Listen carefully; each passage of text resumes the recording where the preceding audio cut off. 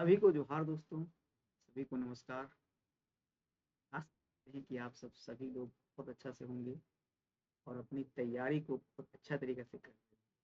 आपकी तैयारी में बूस्टअप करने के लिए सोचा कि अभी तक जनवरी से लेके अगस्त तक का जो भी इम्पोर्टेंट करंट अफेयर बना हुआ है और वो दृष्टि आईएएस के नज़रिए से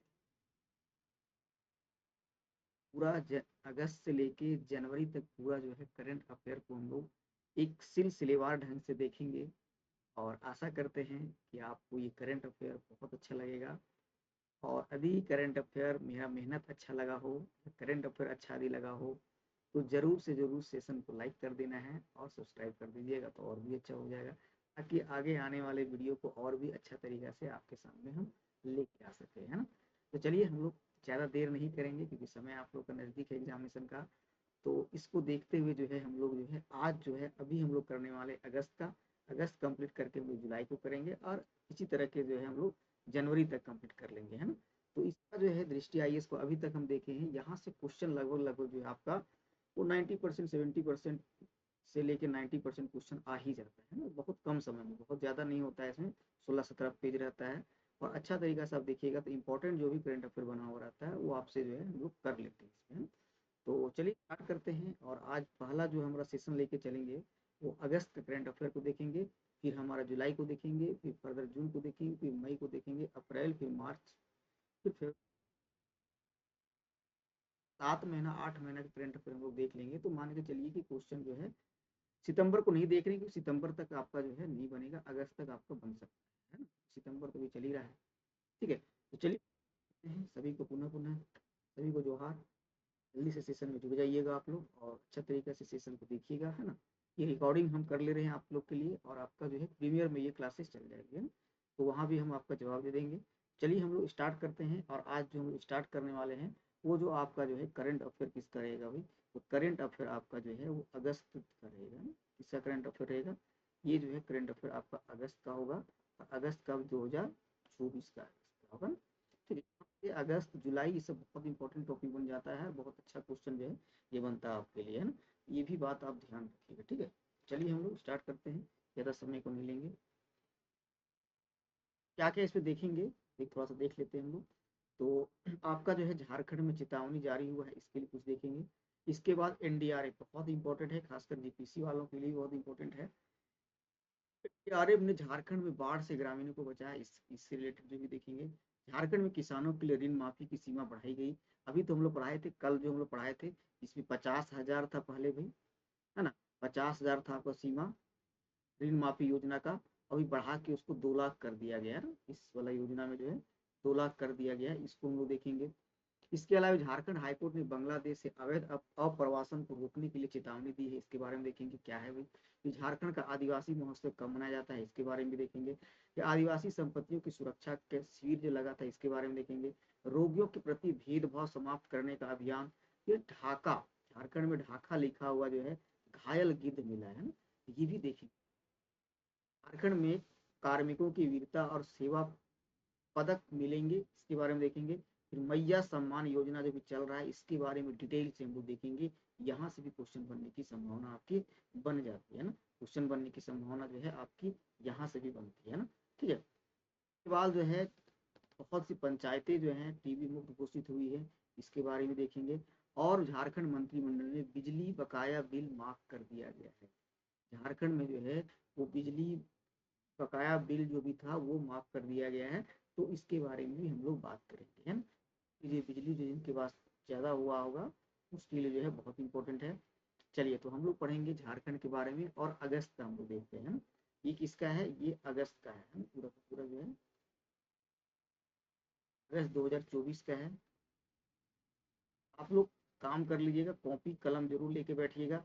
और पूरा नहीं लिखना है, कॉपी कलम लेके बैठिएगा, पूरा आपको नहीं लिखना है। लिखना क्या है भाई, लिखना जो है पॉइंट वाइज आप जो है नोट्स बना के चले जाइएगा, ताकि जो है एग्जामिनेशन के वक्त आप मात्र 1 आवर या 2 आवर में जो है आप पूरा का पूरा रिवीजन कर सके, है 2 आवर्स में आप जो है पूरा का पूरा चीज़ों को क्या कर सके, रिवीजन कर सके, है ना। तो अभी हमको आशा करते हैं कि चलते जल्द इसको कंप्लीट करेंगे। कितना घंटा क्लास चलेगी ये हमें भी नहीं पता है ना। बस आप लोग के लिए जो है सही तरीका से चीज़ों को ला के इसको रखेंगे। क्वेश्चन लगभग लगभग यहीं से आपको पूछेगा, ये मेरी जो है गारंटी है, क्योंकि ये अभी तक जितने भी क्वेश्चन पूछा गया है, चाहे जो भी सीडीपीओ में देखिएगा, सीडीपीओ पूछा गया था वो यहीं से पूछा गया था, है ना। चलिए स्टार्ट करते हैं। देखिए अभी बताए थे, झारखंड में चेतावनी जारी किया गया, किस चीज की चेतावनी था? तो झारखंड में हाल ही में झारखंड के पूर्वी सिंहभूम जिले, याद रखिएगा कहाँ पे, पूर्वी सिंहभूम जिले में अत्यधिक वर्षा के बाद नदियों के उफान होने के कारण निचले इलाकों में रहने वाले लोगों के लिए चेतावनी जारी किया। आपको पता होगा कि झारखंड में जो है खासकर जमशेदपुर वाला जो जिला जो है, जमशेदपुर या बोल सकते हैं पूर्वी सिंहभूम वाला, खासकर जमशेदपुर वाला इलाका जो है, वहाँ पे आकस्मिक बाढ़ आता है। किसके कारण? स्वर्ण रेखा नदी के कारण, है ना। पूछेगा कि किसके कारण आए, तो खरकई नदी भी जो है और स्वर्ण रेखा नदियों का जलस्तर क्या गया था, बढ़ गया था, है ना। देखिए पड़ोसी जो जिला है सरायकेला खरसावां जिले में स्थित चांडिल बांध है, ये ध्यान रखिएगा, क्वेश्चन बहुत इंपॉर्टेंट, यही सबसे आपका क्वेश्चन बनेगा, है ना। ठीक है, चांडिल बांध से लगभग 350 क्यूसेक जल स्वर्ण रेखा नदी में छोड़ा गया था। प्रभावित क्षेत्रों में रहने वाले निवासियों को नदियों के पास जाने से बचने तथा प्राधिकारियों द्वारा दिए गए निर्देशों को पालन करने के लिए इसको निर्देश दिया गया था। हालांकि बालिएगा लगातार जो है वर्षा होने के कारण जो है सड़क मार्ग बह गए थे, वृक्ष उखड़ गए थे, मकान क्षतिग्रस्त हो गए थे, और एक पुल भी जो है वो, है ना, ये पुल भी जो है आपका जो है वो ढह चुका था, है ना। अब देखिए यहाँ पे थोड़ा सा स्वर्ण रेखा नदी के बारे में बात आया, और खरकई नदी के बारे में बात आ गया। तो आपको पता होगा खरकई नदी से कहाँ से निकलती है, आप लोग जरूर इसको बताइएगा, है ना। खरकई नदी का उद्गम स्थल है आपका जो है मयूरभंज जिले से निकलती है ना। लेकिन स्वर्ण रेखा नदी को पहले हम देखेंगे। स्वर्ण रेखा आपको पता है ये कहाँ से निकलती है, तो आप लोग बताइएगा। स्वर्ण रेखा नगरी से निकलती है। नगरी कहाँ पड़ता है भाई, तो नगरी जो है वो रांची में पड़ता है, ये रांची से निकलती है ना। ये स्वर्ण रेखा नदी आपका जो है झारखंड, पश्चिम बंगाल और उड़ीसा राज्यों से प्रभावित। नदी बात करेंगे, प्रमुख सहायक नदी का हम लोग बात करते हैं। यहाँ कौन है भाई, कांची नदी और खरकई नदी है। ठीक, स्वर्ण रेखा नदी की प्रमुख सहायक नदी में से खरकई नदी है, और जमशेदपुर के आदित्यपुर क्षेत्र से प्रभावित होकर आगे बढ़ती है। ये निकलती कहाँ से, याद रखिएगा, ये मयूरभंज से आती है ना। ये मयूरभंज उड़ीसा होते हुए जाती है। यहाँ पे बहुत फेमस बांध जो है खरकई नदी पर बना हुआ है, याद रखिएगा, चाईबासा में खरकई नदी पर जो है बांध बना हुआ है। कहाँ पे, चाईबासा में, चाईबासा में बना हुआ है। क्या नाम है इसका भाई, कुछ नहीं, इसको उलट दीजिए, चाय को उलट दीजिएगा तो ये क्या बन जाएगा भाई, ईचा। कौन सा बांध है, ईचा बांध है। कौन सा बांध है, ईचा बांध है। ये भी ध्यान रखिए। चलिए पहला टॉपिक हम लोग देख लिए। एनडीआरएफ ने झारखंड में बाढ़ से ग्रामीणों को बचाया, है ना। एनडीआरएफ टीम जो है वो झारखंड में जो है बाढ़ से जो है ग्रामीणों को बचाया है ना। देखिए एनडीआरएफ क्या होता है भाई, राष्ट्रीय आपदा मोचन बल। इसका गठन कब होता है बताइएगा आप लोग, इसका गठन कब होता है भाई, एनडीआरएफ का गठन कब होता है, आप लोग बताइएगा इसको, है ना। किसी वालों के लिए खासकर, क्योंकि ये तो पढ़ना ही आप लोग को है ना, एनडीआरएफ का गठन कब। चलिए ये बताइए कि कहाँ पे बचाया है।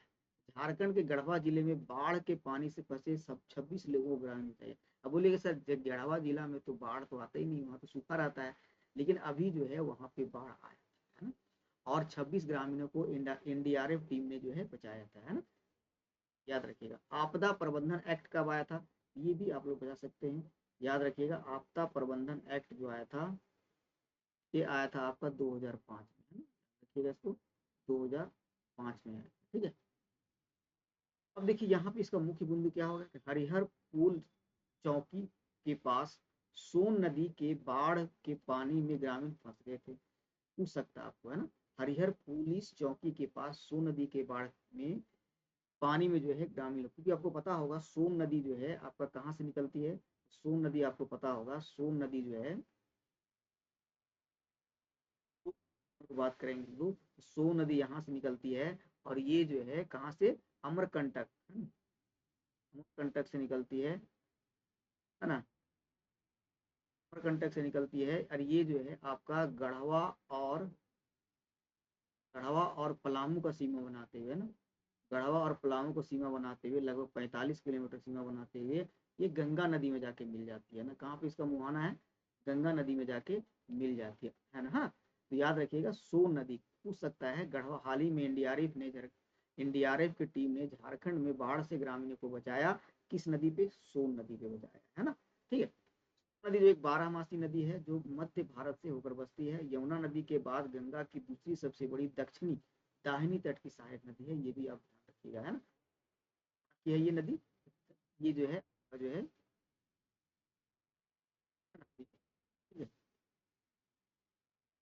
नदी छत्तीसगढ़ के गोरेला पेंड्रा मारावाही जिले के अमरकंटक पहाड़ी से निकलती है, अंततः बिहार में जाके कहाँ पे पास मिलती है? पटना के पास जो है गंगा नदी से मिल जाती है ना।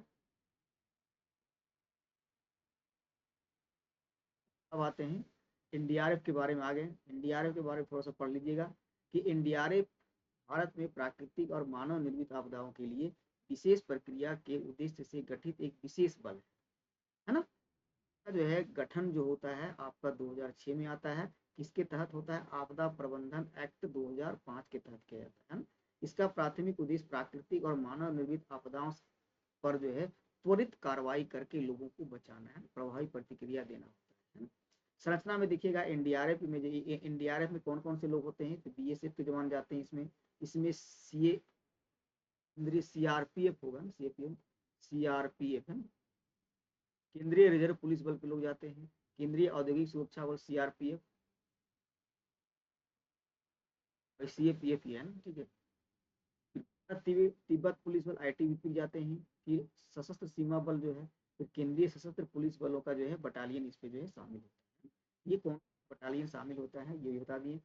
और प्रत्येक बटालियन को आपदा प्रक्रियाओं के लिए विशेष प्रशिक्षण है उपकरण। यही एनडीआरएफ टीम अभी जो है हाल ही में भूकंप आया था, कहाँ बताइएगा? भूकंप आया था टर्की में, है ना। टर्की में भूकंप आया था तो वहां भी यही एनडीआरएफ की टीम गई थी, है ना।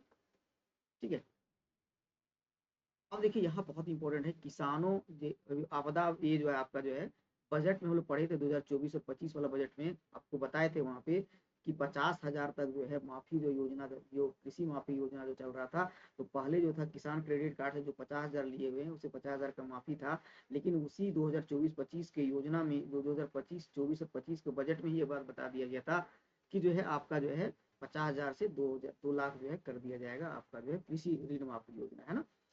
तो अभी आवाज आपको क्लियर नहीं जा रहा होगा तो आप लोग हेडफोन लगा लीजिएगा ना, कि हेडफोन में आवाजें जो है बहुत अच्छा तरीका से जाता है। हालांकि ऐसे आप सुनिएगा तो थोड़ा सा आवाज इसमें कम हो जाता है ना। चलिए, क्या है भाई, पहला पॉइंट याद रखिएगा, इसको 50,000 से बढ़ा के कितना कर दिया गया है? 2 लाख कर दिया गया। 50,000 से बढ़ा के कितना कर दिया गया है? तो 2 लाख कर दिया गया है ना। झारखंड कृषि ऋण माफी योजना के बारे में बात करेंगे हम लोग के तहत वित्तीय वर्ष 2020-21 2023-24 में 4.7 लाख किसानों को लगभग 1900.35 करोड़ रुपया जो है माफ किया। अन्य पहल के तहत राज्य सरकार ने पारंपरिक ग्राम प्रधानों को दिए जाने वाले मानदेय को दुगुना करने का जो है निर्णय लिया गया। ये भी ध्यान, मानकीय और परगनैत याद रखिएगा, जो हमारी जो है शासन व्यवस्था है ना। आप पढ़े होंगे जेपीसी वगैरह में, या आप लोग जो है जनजातीय व्यवस्था को पढ़ते होंगे, जनजातीय व्यवस्था में जो है मतलब जनजातीय शासन व्यवस्था को आप लोग पढ़े होंगे, चाहे जेपीसी हो चाहे और भी एग्जामिनेशन में कभी कभार कुछ कुछ क्वेश्चन पूछ देता है। तो मानकीय और परगनैत को 6,000 रुपया प्रति माह मान दे दिया जाएगा, ये भी ध्यान रखिएगा आप, है ना। कितना रुपया दिया जाएगा? तो 6,000 रुपया जो है वो परगनैत और मानकी को दिया जाएगा। वहीं मुंडा और ग्राम प्रधान जो होते हैं उसको 4,000 रुपया एवं अन्य पारंपरिक ग्राम प्रधानों को 2,000 रुपया देने का बात किया गया है।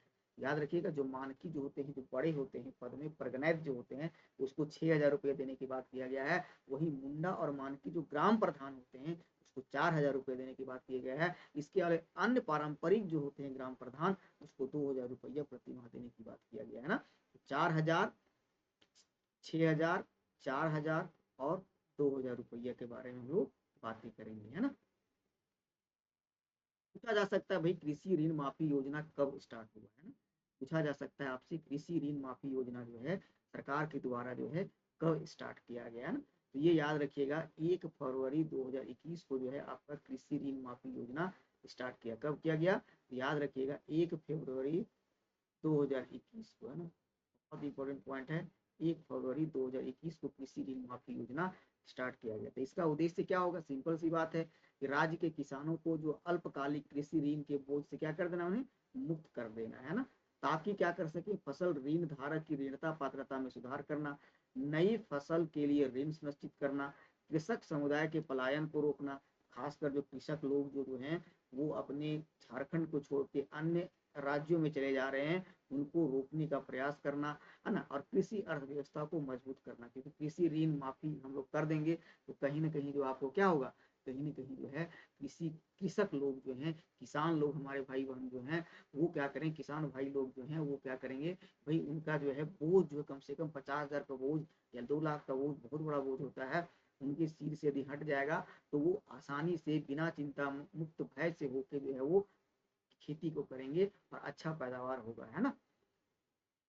माफी योजना के लाभार्थी के लिए आवश्यक निम्नलिखित है ना, रैयत किसान जो अपनी जमीन पर खुद खेती करते हैं उसी को मिलेगा, ऐसा नहीं कि किसी और से करवा रहे हैं। गैर रैयत किसान जो दूसरे रैयतों की जमीन पर कृषि कार्य करते हैं उन्हें भी मिलेगा, है ना। गैर रैयत जो है किसान जो है खेती कार्य कर रहे हैं। आवेदक अल्पकालीन फसल ऋण धारक होना चाहिए।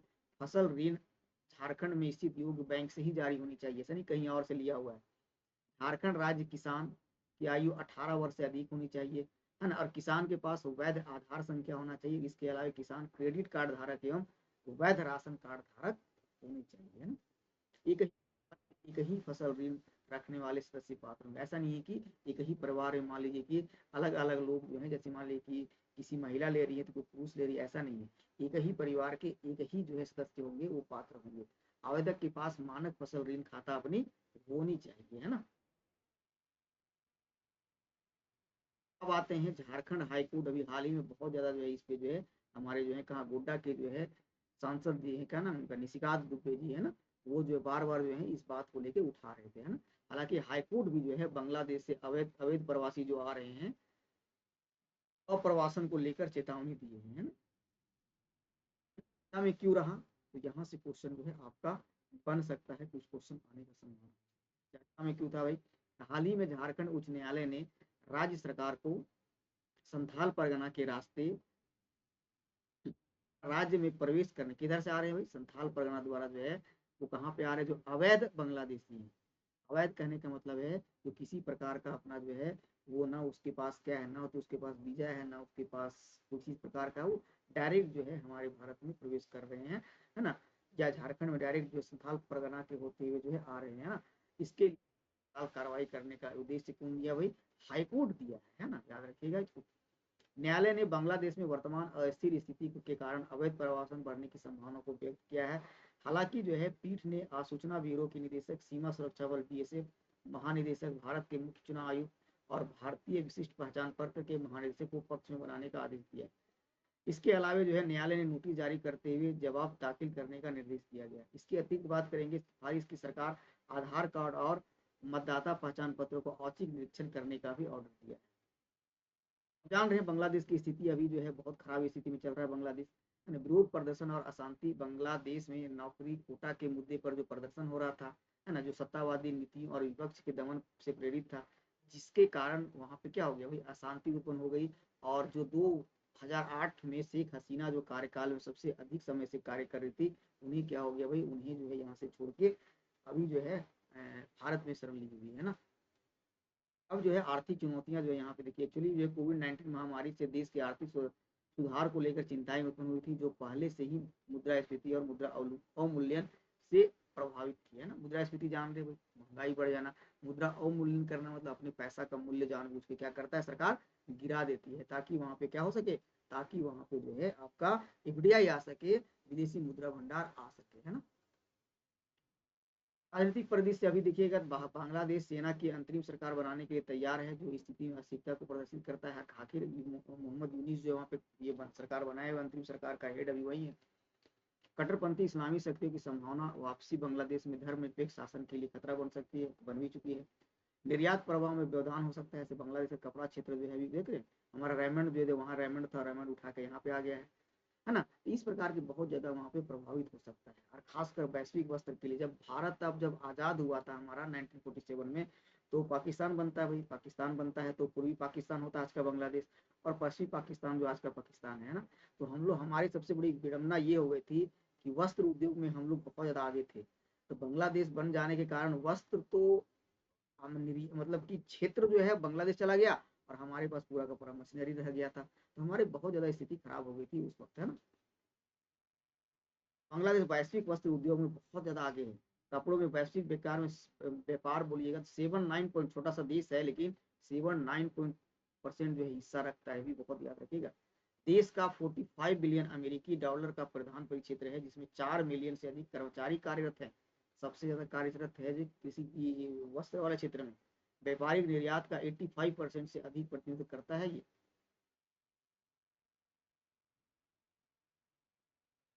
यूरोपीय यूनियन जान ही रहे हैं, यूरोपीय यूनियन यूई, कितने देश अभी हैं इसको कमेंट कीजिएगा भाई, कितने देश अभी यूरोपीय यूनियन में है ना, तो बताइएगा इसको कमेंट करके। देश हैं ब्रिटेन और अमेरिका में देश की महत्वपूर्ण हिस्सेदारी है, तथा अमेरिकी बाजार में इसकी हिस्सेदारी जो है 3% है। बांग्लादेश में अनिश्चितता के कारण अंतर्राष्ट्रीय खरीदार अपने आपूर्ति स्रोतों का पुनर्मूल्यांकन कर रहे हैं। इसके परिणाम स्वरूप भारत सहित वैकल्पिक बाजारों में ऑर्डर का हस्तांतरण हो सकता है ना, जैसे अभी डायमंड उठ के यहाँ पे आ गया है। यदि भारत बांग्लादेश से विस्थापित ऑर्डरों का एक हिस्सा प्राप्त कर लेता है तो उसे काफी लाभ होगा, है ना। देख रहे डायमंड उठ के हमारे यहाँ पे आ गया है।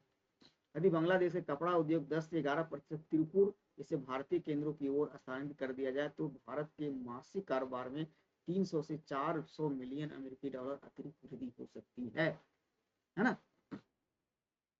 इतना पॉइंट आपको ध्यान रखना है इसमें। अब देखिए झारखंड आदिवासी महोत्सव बहुत इंपॉर्टेंट है, ये क्वेश्चन आपसे पूछ सकते हैं ना।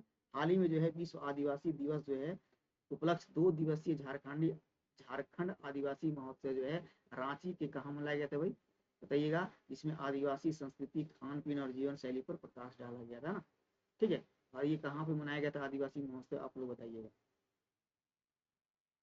क्या मुख्य बिंदु की बात करें यहाँ पे क्या होगा भाई, पारंपरिक नृत्य और गीत प्रस्तुत किए जाते हैं, है ना। ये कहाँ मनाया गया था कोई नहीं बताया, बता दीजिएगा आप। ये जो है हमको लगता है कि ये जो है अभी हाल ही में ये यहाँ पे मनाया गया था, निकलेस मॉल पास जो है आपका जेल मोड़ वाला जो है ये पे, है ना। तो ने आदिवासी लोगों के एकजुट होकर जो है बढ़ने का आग्रह किया है। आदिवासी दिवस यह वर्ष 1982 में जेनेवा में स्वदेशी जनसंख्या पर संयुक्त राष्ट्र कार्य समूह की पहली बैठक के बाद मान्यता दिया गया है, ठीक है। इसके अनुसार जो संयुक्त राष्ट्र घोषणा के अनुसार 1994 से हर वर्ष मनाया जा रहा है। पूछ सकता है आदिवासी दिवस हम लोग कब मनाते हैं, ये बता दीजिए पहले, तो कोई नहीं बताया आप लोग। ये 9 अगस्त को मनाते हैं ना, 9 अगस्त को क्या मनाते हैं भाई, आदिवासी दिवस मनाते हैं 9 अगस्त को, है ना, ठीक है। और कब से मनाया जा रहा है ये, 1994 से मनाया जा रहा है, तो ध्यान रखिएगा। लेकिन इसको मान्यता कब दिया गया है, इसको मान्यता 1982 में दिया गया है। आज तक अनेक स्वदेशी लोग अत्यधिक गरीबी और हाशिए पर होने तथा अन्य मानवाधिकार उल्लंघनों का सामना कर रहे हैं। आदिवासी संपत्तियों पर सुरक्षा शिविर चर्चा में क्यों है भी, आदिवासी संपत्तियों पर सुरक्षा शिविर लगाया गया। सिटीजन का एक रिपोर्ट के अनुसार 2019 के बाद छत्तीसगढ़ और झारखंड में अधिकांश सुरक्षा शिविर आदिवासियों की निजी या सामुदायिक संपत्तियों पर उनकी सहमति के बिना मौजूदा कानूनों का गंभीर उल्लंघन करते हुए स्थापित हुए। यदि हम मुख्य बिंदु के बारे में बात करेंगे, जैसे यहाँ पे जो है झारखंड और छत्तीसगढ़ का बात किया जाए तो खनन कार्यों में कारपोरेट हितों और सुविधाजनक बनाना, यहाँ पे जो है ना छत्तीसगढ़ और झारखंड के आदिवासी समुदाय की सहमति के बिना स्थापित अर्धसैनिक शिविरों का प्रसार, जिनका उद्देश्य आदिवासियों के जीवन तथा संवैधानिक अधिकारों की कीमत पर खनन कार्यों कारपोरेट हितों की सुविधाजनक बनाना। हमारे यहाँ चले जाइए, हमारे यहाँ चले जाइए बड़कावा साइड क्षेत्र में सभी को जो है किसी प्रकार का यहाँ का मूल निवासी आदिवासी का किसी भी प्रकार का कोई ख्याल नहीं रखा गया है ना। वहाँ पे लोग जो है डेली वहाँ पे दुर्घटना होगा, डेली लोग मरेंगे, लेकिन कोई कारपोरेट किसी प्रकार का किसी तरह का हर तरह का नजरअंदाज कर वहां से सिर्फ और सिर्फ कोयला का खनन किया जा रहा है। शिरों के विरुद्ध शांति नजरअंदाज किया गया, लाठीचार्ज किया गया, है ना। स्थलों को जलाने और प्रदर्शनकारी गोलीबारी जैसे क्रूर तरीकों का इस्तेमाल करके दबा दिया गया था, है ना। झारखंड भी यही स्थिति है। इनमें क्षेत्र में स्थापित किए जो वर्तमान में संधारणीय खनन प्रबंधन योजना 2018 के अनुसार संरक्षण या खनन निषेध क्षेत्र में आते हैं। सोच रहे हैं यहाँ पे जो है निषेध क्षेत्र में आते हैं, फिर भी जो है संधारणीय खनन प्रबंधन योजना, याद रखिएगा इसको। ये जो है पूरा का पूरा क्षेत्र जो है निषेध क्षेत्र में आता है, फिर भी यहाँ पे जो है आपका जो है वो अर्धसैनिक शिविरों का प्रसार किया जा रहा है। पेशा कानून जानते हैं, पंचायती अनुसूचित क्षेत्रों तक पेशा मतलब प्रसार, पेशा कानून, इसका विरोध जो है बार बार हो रहा है। पेशा कानून अधिनियम 1996 तथा वन अधिकार अधिनियम 2006 के कार्यान्वयन का आह्वान किया गया है ना। पेशा कानून बात आ गया तो पेशा कानून के बारे में थोड़ा सा जान लीजिए आप लोग, बहुत इंपॉर्टेंट है, यहाँ से क्वेश्चन आपसे बन सकता है। देखिए क्वेश्चन आपसे इसी तरह बनेगा, ऐसा नहीं कि कहीं से उठा के, जो रिलेटेड जो है समाचार चल रहा है और उससे रिलेटेड जो भी क्वेश्चन बन सकता है वहीं से आपका क्वेश्चन बनता है, इसलिए ये ध्यान रखिएगा, यहाँ से क्वेश्चन आपसे बन सकता है। पेशा कानून जान रहे हैं भाई, ये आया था 1996 में स्टार्ट होता है। पंचायतों से संबंधित संविधान के भाग 9 में है ना, भाग 9 जान रहे हैं, भाग 9 में क्या है, पंचायत से संबंधित बात है। ये प्रावधानों को अनुसूचित क्षेत्रों तक विस्तारित करने के लिए अधिनियमित किया गया था। संविधान के भाग 9 के अनुच्छेद तो 243 से लेकर 243 जेड टी तक है ना, जेड 243 से क्या, पंचायती राज व्यवस्था के बारे में बात है, जिसमें नगर पालिकाओं और सहकारी संबंधियों से संबंधित प्रावधान भी हैं। प्रावधान क्या था भाई, कि अधिनियम के तहत अनुसूचित क्षेत्र वे हैं, अनुसूचित क्षेत्र किसको बोलेंगे, हमारा झारखंड किस में आता है, तो अनुसूचित क्षेत्र में आता है ना, अनुसूचित क्षेत्र में आता है, बिल्कुल बात है सर। तो ये अनुसूची किस अनुसूची में आता है, तो अनुसूची 5 में आता है, 5 में आता है ना, 5वीं अनुसूची में आता है ना, जो अनुच्छेद 244 में संदर्भित है। इसमें यह कहा गया है कि 5वीं अनुसूची के प्रावधान कहाँ कहाँ, असम हो गया, मेघालय हो गया, त्रिपुरा हो गया, मिजोरम के अलावा अन्य राज्यों के अनुसूचित क्षेत्रों, अनुसूचित जातियों पर लागू होंगे। 5वीं अनुसूची और छठा में जो है आपका जो है, जो पूरा पूरी अनुसूचित मतलब एसटी वाले क्षेत्र हैं वही आते हैं ना, ठीक है। 5वीं अनुसूची में इन क्षेत्रों के लिए अनेक विशेष प्रावधान किए गए हैं, अनुसूची की बात करेंगे, इस क्षेत्रों के लिए जो है अनेक जो है प्रावधान आपको किए गए हैं, है ना। याद रखिएगा 10 राज्य लगभग लगभग आते हैं, ये देखिए, आंध्र प्रदेश हो गया, छत्तीसगढ़ हो गया, गुजरात हो गया, हिमाचल प्रदेश हो गया, झारखंड हो गया, मध्य प्रदेश हो गया, महाराष्ट्र हो गया, उड़ीसा हो गया, राजस्थान हो गया, तेलंगाना हो गया, है ना। ठीक है, ये 4 को छोड़ के असम को छोड़ दिया जाए, ये आ गया सिची फार्म में आता है ना, ये आता है आपका शेड्यूल जो है वो 6 में आता है ना। असम हो गया, मेघालय हो गया, त्रिपुरा हो गया, मिजोरम, है ना, ये शेड्यूल 6 पूर्व के 10 और राज्य हैं, पूछ सकता है कि अनुसूची 5 के अंतर्गत कितने राज्य आते हैं, तो 10 राज्य आते हैं। कौन कौन होते हैं भाई, आंध्र प्रदेश, छत्तीसगढ़, है ना। देखिए कैसे कैसे याद रखना आपको, तो मध्य प्रदेश से, एमपी से ही आपका कौन निकला है, छत्तीसगढ़, 2 वो हो गया।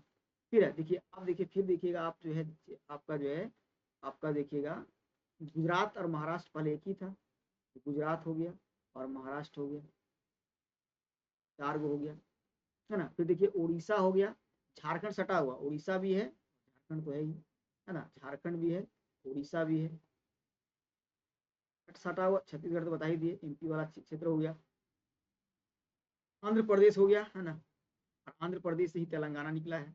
इस तरह करके 10 राज्य को आपको याद करना।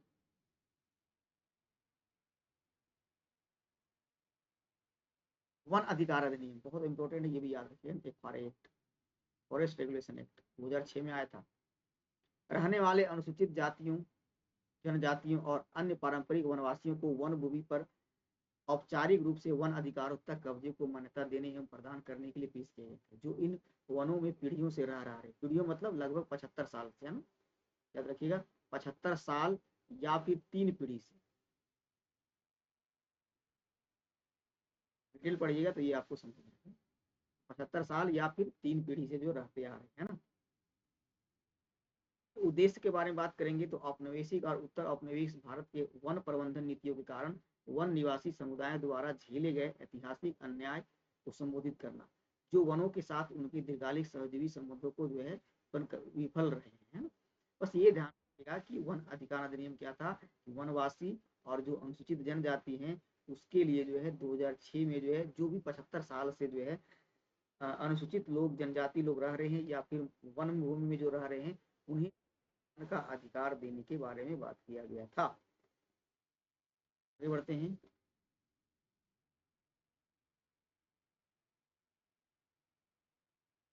एचआईवी रोगियों के प्रति जो है भेदभाव समाप्त करने का जो है अभियान चलाया गया।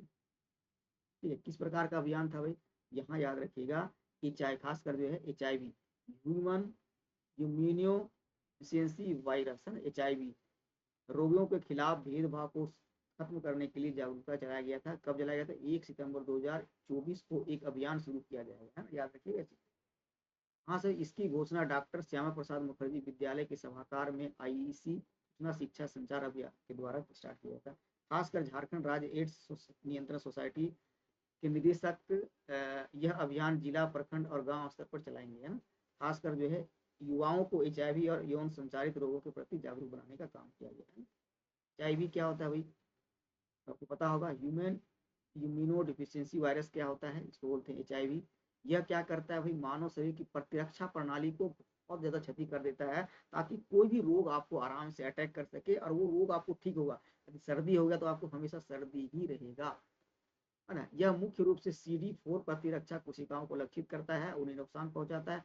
CD4 प्रतिरक्षा कोशिकाएं संक्रमण तथा बीमारियों से लड़ने की क्षमता के लिए आवश्यक होती है और CD4 को ही खत्म कर देता है। अरे भाई, आपका शरीर जब लड़ेगा ही नहीं तो क्या हो सकता है? जब आपका शरीर लड़ेगा ही नहीं तो फिर आप क्या करते हैं? आपका शरीर जो है जो उस प्रकार का रोग आपके पास आ जाएगा वही आपका चपेट में रहेगा। एचआईवी समय बीतने की प्रतिरक्षा प्रणाली कमजोर कर दे, इससे शरीर विभिन्न प्रकार के संक्रमण और कैंसर की चपेट में आ जाता है। संचरण क्या होता है भाई? इसके संचरण प्राथमिक स्रोत क्या होता है? रक्त होता है, शुक्राणु होता है, अनिक तरल पदार्थ होता है, स्तनपान आदि माने जाते हैं। गंभीरता, यदि उपचार नहीं किया जाए तो वायरस किसी भी व्यक्ति की प्रतिरक्षा प्रणाली को नष्ट कर देता है। उसे एक्वायर्ड इम्यूनो डिफिशियंसी सिंड्रोम चरण में कहा जाता है, जिसमें प्रतिरक्षा प्रणाली इतने कमजोर हो जाते हैं कि कई संक्रमण घेर लेते हैं, जिसके कारण व्यक्ति का जो है धीरे धीरे जो है चला जाता है ना। उपचार क्या है? हालांकि वर्तमान में इसका कोई उपचार नहीं है, पता है आप लोग को ना। इसके लिए जो है एंटीरो वायरल थेरेपी जो करते हैं का उपयोग किया जाता है वायरस को नियंत्रित करने के लिए ना। ये दवाएं शरीर के दवाएं के बारे में बात कीजिएगा तो ये शरीर के जो है आपका जो है प्रतिकृति बनाने में क्षमता को कम करते हैं, मतलब आपका एंटीबॉडी जो बनाता है वो उसको खत्म कर देगा। और CD4 की प्रतिरक्षा कोशिकाओं को संख्या में वृद्धि हो जाती है, खत्म कर देगा भाई, तो खत्म ही हो जाएगा। ये बहुत इंपॉर्टेंट है। झारखंड में ढाका, ढाका कहाँ है? बांग्लादेश की राजधानी है, तो पता होगा।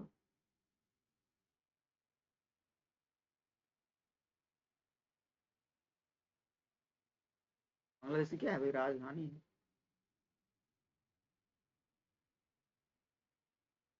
यहाँ देखो लिखा हुआ घायल गिद्ध मिला है। कहाँ मिला है? झारखंड के हजारीबाग जिले में एक बांध सफेद पीठ वाला गिद्ध घायल अवस्था में पाया गया। गिद्ध के एक पैर में धातु की अंगूठी थी जिस पर ढाका शब्द लिखा हुआ था। आपसे ये क्वेश्चन पूछा जा सकता है। संकेत संदेह है कि ढाका के पक्षी शोधकर्ता जॉन मॉलेट, जो ब्रिटेन स्थित royal society for protection of bird से जुड़े हैं, ये ढाका से झारखंड तक पक्षी की गतिविधियों पर नजर रखने के लिए गिद्ध को सौर ऊर्जा चालित रेडियो ट्रैकिंग कॉलर पहनाने के लिए बाद उसे क्या कर दिया गया था?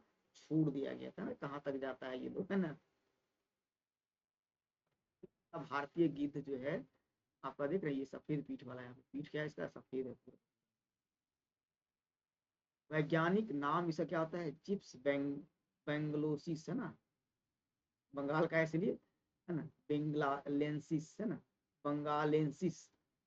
वितरण कहाँ का मिलता है भाई? पाकिस्तान में है, भारत में है, बांग्लादेश है, नेपाल है, भूटान है, म्यांमार है, थाईलैंड है, लाओस है, कम्बोडिया है, दक्षिणी वियतनाम। जो दक्षिणी जो है आपका है महाद्वीप में है, वहाँ तो दक्षिण भारतीय उपमहाद्वीप है, वहाँ तो मिलेगा ही। निवास स्थान है ना, कहाँ पे भी? ज्यादातर मैदानी इलाकों में और कम बार पहाड़ी इलाकों में पाए जाते हैं। खेती के नजदीक के गांवों तथा शहरों में भी देखे जा सकते हैं। काय के बारे में बात करेंगे तो याद रखना है इसका 75 से 85 सेंटीमीटर होता है। गर्दन पर सफेद रंग दूध और पंखों के नीचे आवरण होता है। ज्यादा नहीं जानना है इसके पीछे, है ना, बस इतना ध्यान रखिए कहाँ मिला था। तो हजारीबाग में मिला था। लिखा क्या होता? सब ढाका लिखा हुआ था। बेसकों का रंग काला, मतलब बेसकों का रंग काला था। कोई कोई युवा, मतलब युवा जो भूरे रंग के होते हैं। और पंख का फैलाव 120 से 210 सेंटीमीटर, बहुत लंबा फैलाव हो जाता है ना। ठीक है। और 3.5 से 750 किलोग्राम के होते हैं ये। ये जो है आयुष्मान की स्थिति बोलिएगा तो गंभीर रूप से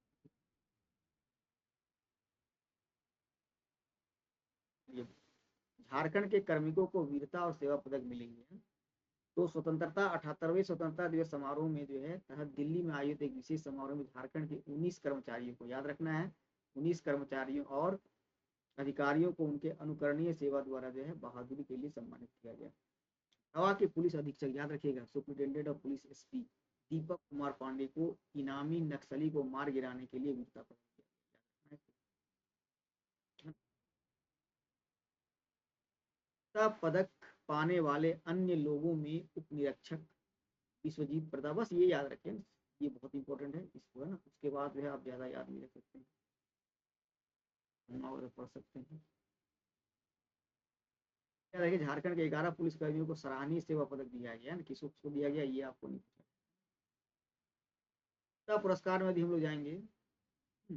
तब तो सशस्त्र बल, तो अन्य विधि पूर्वक गठित बलों और नागरिक द्वारा जो अधिकारियों कार्मिकों को बहादुर बलिदान के लिए सम्मान दिया जाता है। स्वतंत्रता के बाद पहले 3 वीरता पुरस्कार अर्थात परम वीर चक्र, महावीर चक्र और वीर चक्र भारत सरकार द्वारा 26 जनवरी 1949 को स्थापित किए गए थे तथा 15 अगस्त 1947 को प्रभावी माना गया था यहाँ था, लेकिन स्थापित किया गया था आपका, यहाँ से देना स्टार्ट कर दिए। परमवीर चक्र, महावीर चक्र और वीर चक्र, है ना, याद रखिएगा। परमवीर चक्र हमारे झारखंड में एक ही को मिला है, किनको बता सकते हैं आप लोग, बता दीजिएगा।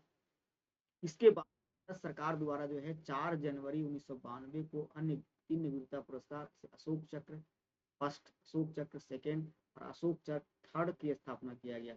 15 अगस्त 1947 ये भी प्रभावी माने गए।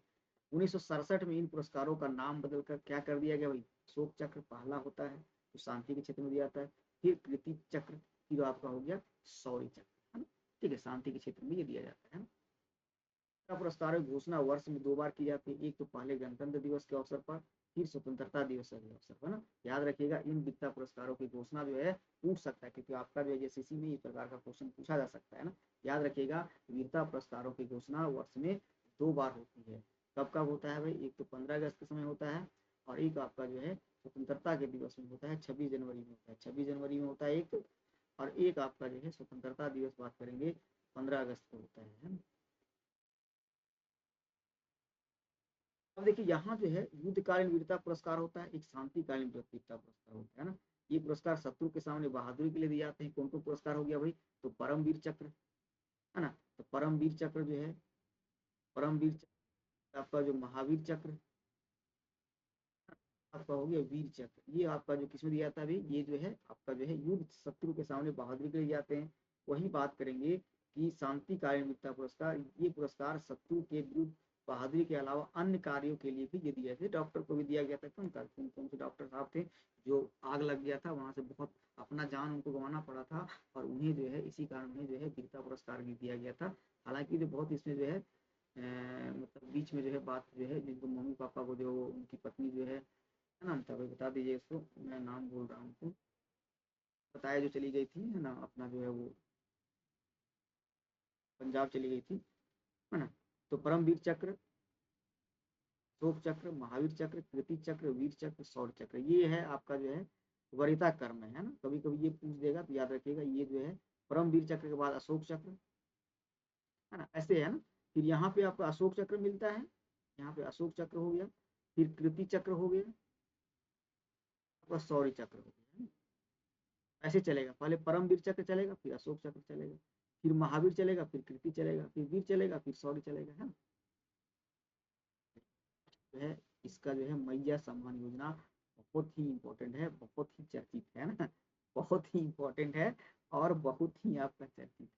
इसको तो बहुत अच्छा तरीके से पढ़ना है, क्योंकि यहाँ से क्वेश्चन आपका बनता है ना, यहाँ से जो है क्वेश्चन आपका बनेगा ही बनेगा, है ना, ये भी ध्यान रखिए। झारखंड में मुख्यमंत्री हेमंत सोरेन द्वारा जो है झारखंड मुख्यमंत्री मैया सम्मान योजना का स्टार्ट किया गया, वही JMM-SY कहते हैं।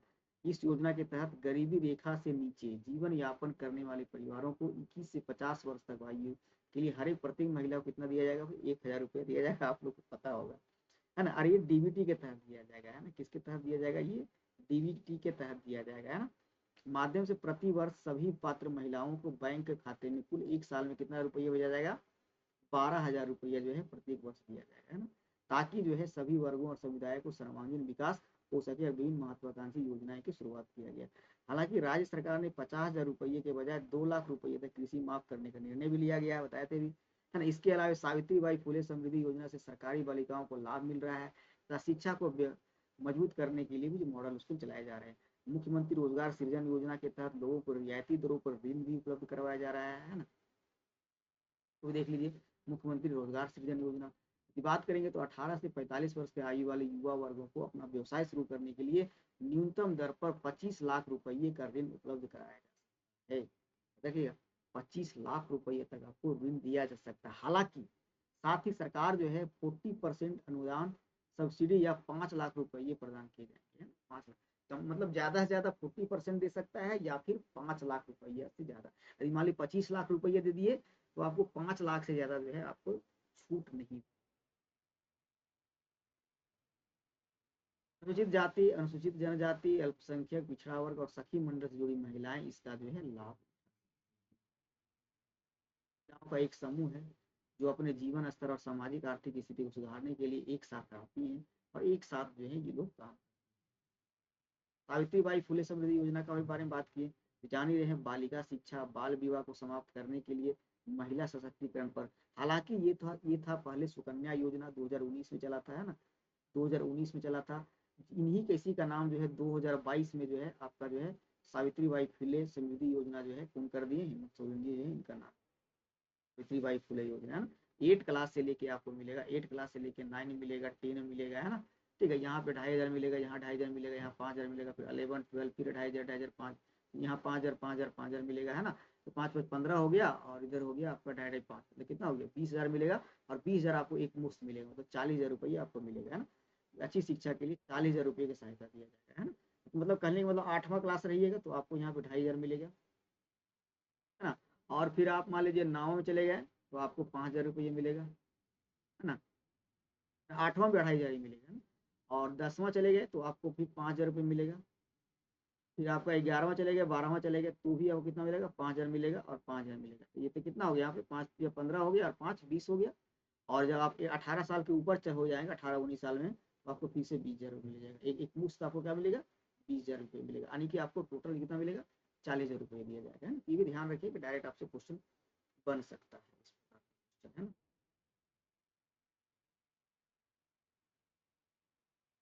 इंपॉर्टेंट है क्वेश्चन, हमको लग रहा है यहाँ से क्वेश्चन आपको बन सकता है कि पंचायती टीबी मुक्त घोषित होती है। कौन कौन पंचायत, राष्ट्रीय क्षय रोग उन्मूलन कार्यक्रम national tuberculosis elimination programme NTEP के तहत झारखंड की कुल 38 पंचायतों को क्षय रोग मुक्त घोषित किया गया है।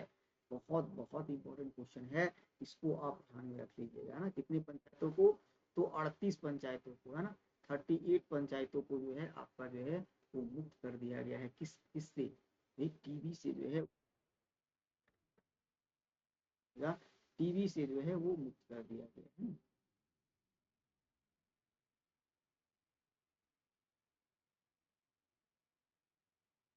आगे बढ़ते हैं, मुख्य बिंदु में आते हैं तो झारखंड राज्य रोग और सामुदायिक स्वास्थ्य के लिए शिक्षा एवं वकालत संसाधन समूह education and advocacy for community health द्वारा घोषित किया गया है। झारखंड में राष्ट्रीय क्षय रोग उन्मूलन कार्यक्रम एनटीईपी का लक्ष्य प्रधानमंत्री टीबी मुक्त भारत अभियान और बेशक बीसीजी टीका कार्यक्रम का चलाया जा रहा है। खासकर जो बीसीजी का टीका लगता है जब बच्चा जन्म लेता है तुरंत, है ना, तुरंत 24 घंटे के अंदर लगाना होता है बीसीजी का टीका। समझिए टीबी से संबंधित है। अब देखिएगा 2025 तक हम लोग टीबी उन्मूलन का लक्ष्य रखे हुए हैं, ये भी ध्यान रखिएगा। क्षय रोग क्या है तो ये भी जान लीजिए आप थोड़ा सा क्षय रोग के बारे में। क्षय रोग क्या है भाई, तो टीबी जिसको बोलते हैं एक संक्रामक रोग है खांसने पर, है ना। ये हो गया माइकोबैक्टीरियम ट्यूबरक्लोसिस के कारण होता है, याद रखिएगा। यह आमतौर पर फेफड़ों को प्रभावित करता है, याद रखिएगा। किसको प्रभावित करता है भाई, ये आमतौर पर जो है वो फेफड़ों को प्रभावित करता है, लेकिन शरीर के अन्य भागों को भी प्रभावित कर सकता है। यह ऐसी बीमारी है जो पहले लाइलाज था लेकिन अब इसका इलाज संभव है ना। डॉट वगैरह जो प्रचार करता था कौन, डॉट का प्रसार कौन करता था बताइएगा, डॉट का प्रसार राहुल द्रविड़ करते थे, है ना।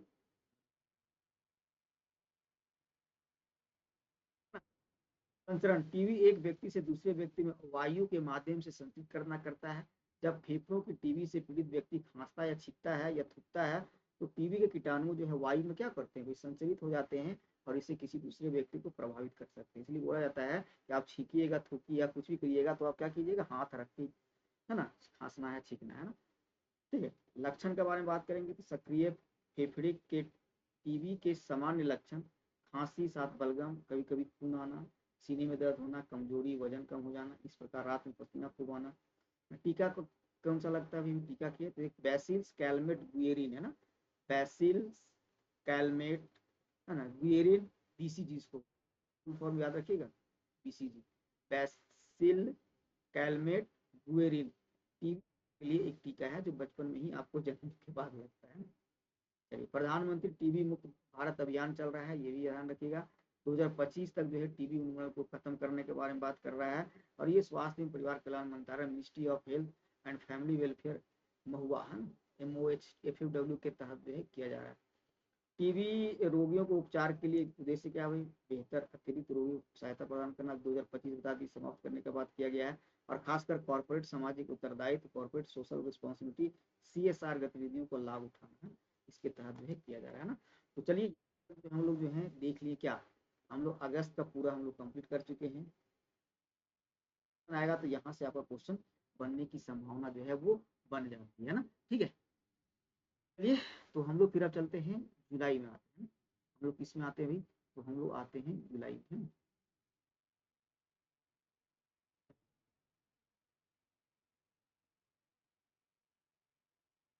जुलाई को हम लोग देखेंगे, कम से कम आज 4 तक चलेंगे ना, लग जाता है थोड़ा सा।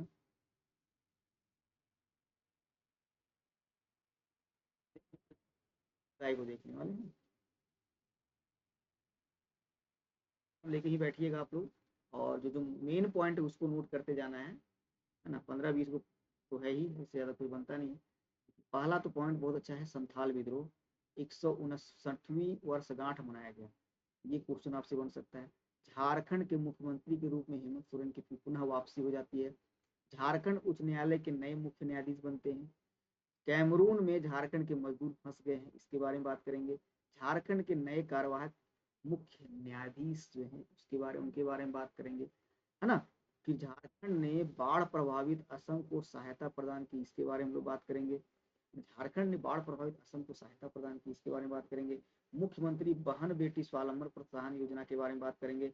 दल विदल विरोधी कानून के तहत अयोग्यता के बारे में जो उसके बारे में बात करेंगे, है ना। 10 पॉइंट हम लोग बात करेंगे जो झारखंड का जो बहुत इंपॉर्टेंट पॉइंट है ना। चलिए, पहला तो हम लोग बात करने वाले हैं झारखंड के जो है 169 वर्षगांठ के बारे में, है ना। आपको पता है संथाल विद्रोह जो है 1855 में स्टार्ट होता है ना। 31 जून को, जिसको हम लोग क्या बोलते हैं, हुल दिवस के बारे में, हुल दिवस के नाम से भी जाना जाता है ना, 31 जून को, है ना। चलिए तो थोड़ा सा हम लोग इसके बारे में पढ़ते हैं। संथाल विद्रोह जो 159वीं वर्षगांठ मनाया गया। हालांकि बात करेंगे तो संथाल जनजाति समुदाय के बलिदान और वीरता को नमन किया गया इसमें, है ना। ब्रिटिश राज्य के खिलाफ के विद्रोह सबसे प्रसिद्ध घटनाओं में से एक था, है ना। बहुत ज्यादा जो है कहा जाता है, यहाँ कार्ल मार्क्स भी जो है इस घटना का जो है इस घटना के बारे में बात करते हैं ना। ठीक है, कार्ल मार्क्स द्वारा जो है इस घटना के बारे में बात किया जाता है। विद्रोह 1855 से लेकर 87 तक जो है 57 तक चला था ये, है ना। यह भारत का पहला बहुत बड़ा किसान विद्रोह था। वर्ष 1993 में स्थायी बंदोबस्त प्रणाली जो है कार्नवालिस के द्वारा लाया गया था, कि कार्यान्वयन से प्रेरित है ना। इसके संबंध 4 भाई जो होते हैं, सिद्धो कान्हो, चांद भैरव, और बहन जो होती है फूलो झानो। तो फूलो झानो योजना इन्हीं के नाम से चल रहा है, आपको पता होना चाहिए, है ना। मिलकर किया गया था। उस समय जो है ये बिहार के क्षेत्र में फैला था, लेकिन अभी तो ये किस क्षेत्र में है, अभी ये झारखंड के क्षेत्र में आता है। चलिए, संथाल जनजाति से बनी, संथाल भारत में जो है गोंड और भील के बाद तीसरा सबसे बड़ी जनजाति है, याद रखिएगा ये। झारखंड में पहली सबसे बड़ी जनजाति है ये, झारखंड की सबसे पहली सबसे बड़ी जनजाति है संथाल, आपको पता होगा। और अगर झारखंड पूरा भारत का बात करेंगे तो तीसरी सबसे बड़ी जनजाति है। गोंड सबसे नंबर 1 में, भील के बाद जो है तीसरी सबसे बड़ी जनजाति समूह में आ जाता है ना। सबसे बड़ी संख्या देश के दक्षिणी पूर्वी भाग में, बिहार मत बोलिए, झारखंड, पश्चिमी बंगाल और उड़ीसा राज्यों में है ना। भाषा के बारे में बात करते हैं तो उनकी भाषा क्या है भाई, संथाली है, जो मुंडा ऑस्ट्रेटिक भाषा खिरवारी की एक बोली है ना। हालांकि जो है संथाली भाषा जो है लिपि होती है, इसकी लिपि क्या है, ओल्ड चिकी लिपि है ना, स्क्रिप्ट है ना। आपको पता है ओल्ड चिकी स्क्रिप्ट जो है आपका रघुनाथ मुर्मू जी द्वारा जो है वो, रघुनाथ मुर्मू जी द्वारा जो है, पंडित रघुनाथ जी, उनका जो है टाइटल क्या है, पंडित है ना। पंडित रघुनाथ मुर्मू जी के द्वारा जो है आपका 1941 में, 1941 में जो है लिपि को जो है किया गया था। और इसे जो है 8वीं अनुसूची में 2003 में शामिल किया गया, 8वीं 92 कॉन्स्टिट्यूशन अमेंडमेंट के तहत, ये सब आपको बात पता होगा है ना।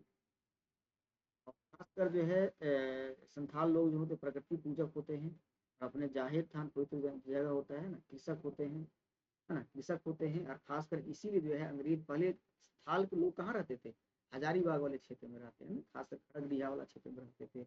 इनको जो है अंग्रेज जो है वो, क्योंकि ये लोग किससे, तिलका मांझी वगैरह से जो है, खासकर जो वहाँ के जो आपका जो है पहाड़िया लोग जो थे, सौरिया पहाड़िया माल पहाड़िया, उससे जीत नहीं पा रहे थे। तो ये लोग क्योंकि लोग थे, तो इन्हें जाके वहाँ बसाया गया निचला वाला क्षेत्र में, और पूरा का पूरा जगह से जो है वहाँ पर बसाया गया है ना, खासकर फिर का नाम पड़ गया है ना। लेकिन है वहाँ पे मूल मूल जनजाति बोलेंगे तो सौरिया पहाड़िया और माल पहाड़िया है। ये भी बहुत इंपॉर्टेंट है। झारखंड में जो है मुख्यमंत्री के रूप में जो है हेमंत सोरेन की वापसी होता है। इससे पहले जो है 12वें जो है आपका 12वें जो है सीएम कौन बनते हैं, 12वें सीएम बनते हैं चंपई सोरेन, याद रखिएगा चंपई सोरेन। अब ये जो 13वें नंबर के शपथ लेते हैं, 13वें नंबर में ये शपथ लेते हैं इस बार, है ना, याद रखिएगा, ठीक है। जुलाई में जो है शायद 7 या 8 जुलाई को लेते हैं शपथ। सोरेन की जमानत मिलने के बाद झारखंड के मुख्यमंत्री के रूप में कार्यभार संभालने के लिए मुख्यमंत्री पूर्व मुख्यमंत्री सोरेन के पद से इस्तीफा देने की संभावना है। ये उस वक्त का हम लोग न्यूज है ना, तो उस वक्त न्यूज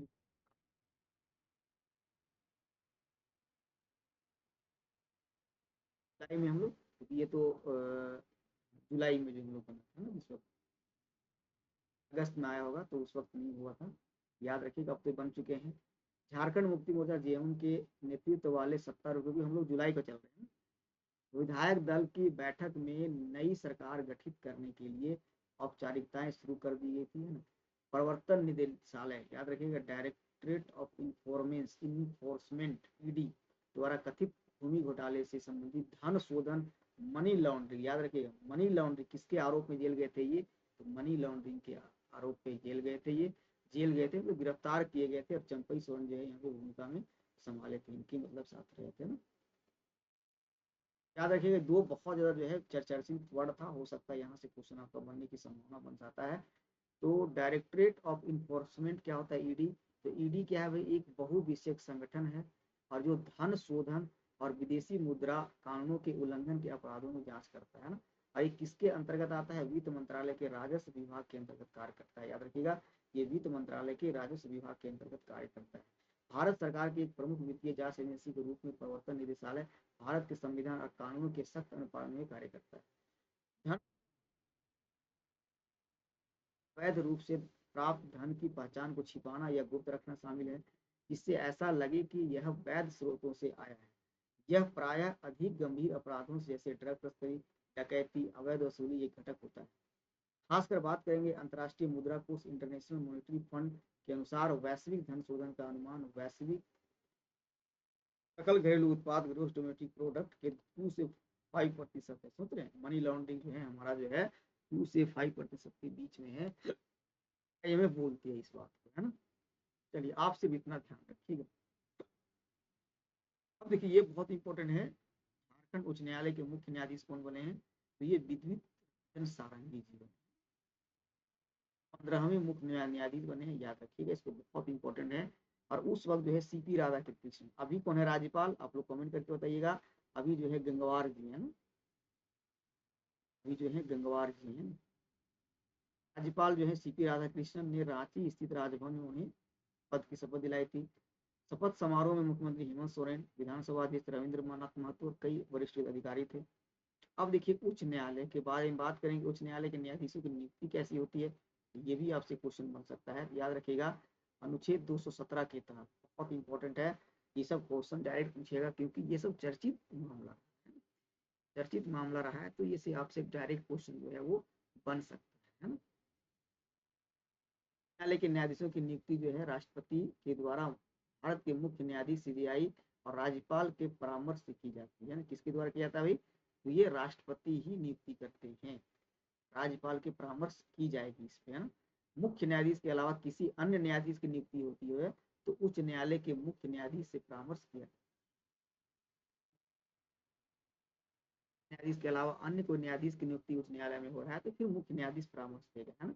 और यदि सिर्फ मुख्य न्यायाधीश का ही नियुक्ति हो रहा है 217 के तहत जो है वो राष्ट्रपति द्वारा भारत के मुख्य न्यायाधीश, है ना, राष्ट्रपति द्वारा जो है भारत के मुख्य न्यायाधीश और राज्य के राज्यपाल के परामर्श के द्वारा जो है किया जाएगा ना।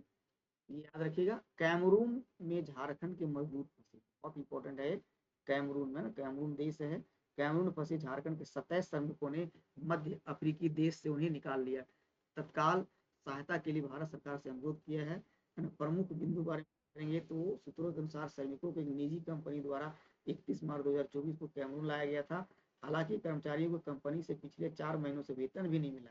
बहुत स्थिति दयनीय है भाई, ये जो है ना बहुत स्थिति दयनीय हो जाता है इस प्रकार का। पता है कि लोग यहाँ से जा रहे हैं, 4 महीना से वहाँ पे काम कर रहे हैं और उन्हें जो है वेतन तक नहीं मिल रहा है, उन्हें भोजन और जल की अत्यधिक कमी का सामना करना पड़ रहा है, तो बुनियादी जरूरतों भी नहीं जुटा पा रहे हैं। विदेश मंत्रालय से अनुरोध है कि 27 फंसे हुए श्रमिकों की सुरक्षित वापसी सुनिश्चित करने के लिए सहायता करें। कैमरून कहाँ है तो इसको भी जान लीजिए, कैमरून आपसे पूछ सकता है। आपका जो है ये आपका देख रहे होंगे, ये इधर ये है आपका जो है अफ्रीका कंट्री देख रहे हैं, ये नाइजर है, नाइजीरिया है, चाड है। इसके बाद इधर देखिएगा कैमरून, कैमरून जो है पश्चिमी और मध्य अफ्रीका देश है ना, मध्य अफ्रीका के संगम पर स्थित है और अफ्रीका का 24वां सबसे बड़ा देश है ना, और विश्व का 54वां सबसे बड़ा देश है। इसकी राजधानी याओंडे है, याद रखिएगा इसकी राजधानी कहाँ पे, याओंडे है। और जो है दक्षिण एशिया के मध्य देश में जो है स्थित है।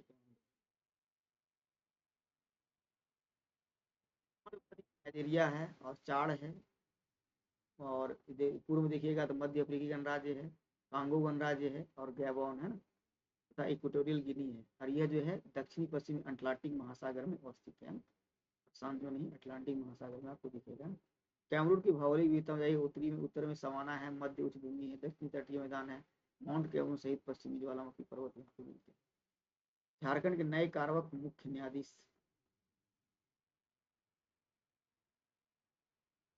हाल मुख्य न्यायाधीश विद्युत सारंगी के जाने के बाद है, न्यायाधीश सुजीत नारायण प्रसाद को झारखंड उच्च न्यायालय का कार्यवाहक मुख्य न्यायाधीश नियुक्त किया गया है ना। ये जो है इसके बाद ये चले गए और सुजीत नारायण प्रसाद जी, अभी बताइएगा आप लोग कॉमेंट करके अभी कौन है ना, अभी जो है झारखंड के जो है, अभी जो है झारखंड के मुख्य न्यायाधीश कौन है ना, झारखंड के मुख्य न्यायाधीश ये आप लोग कौन है।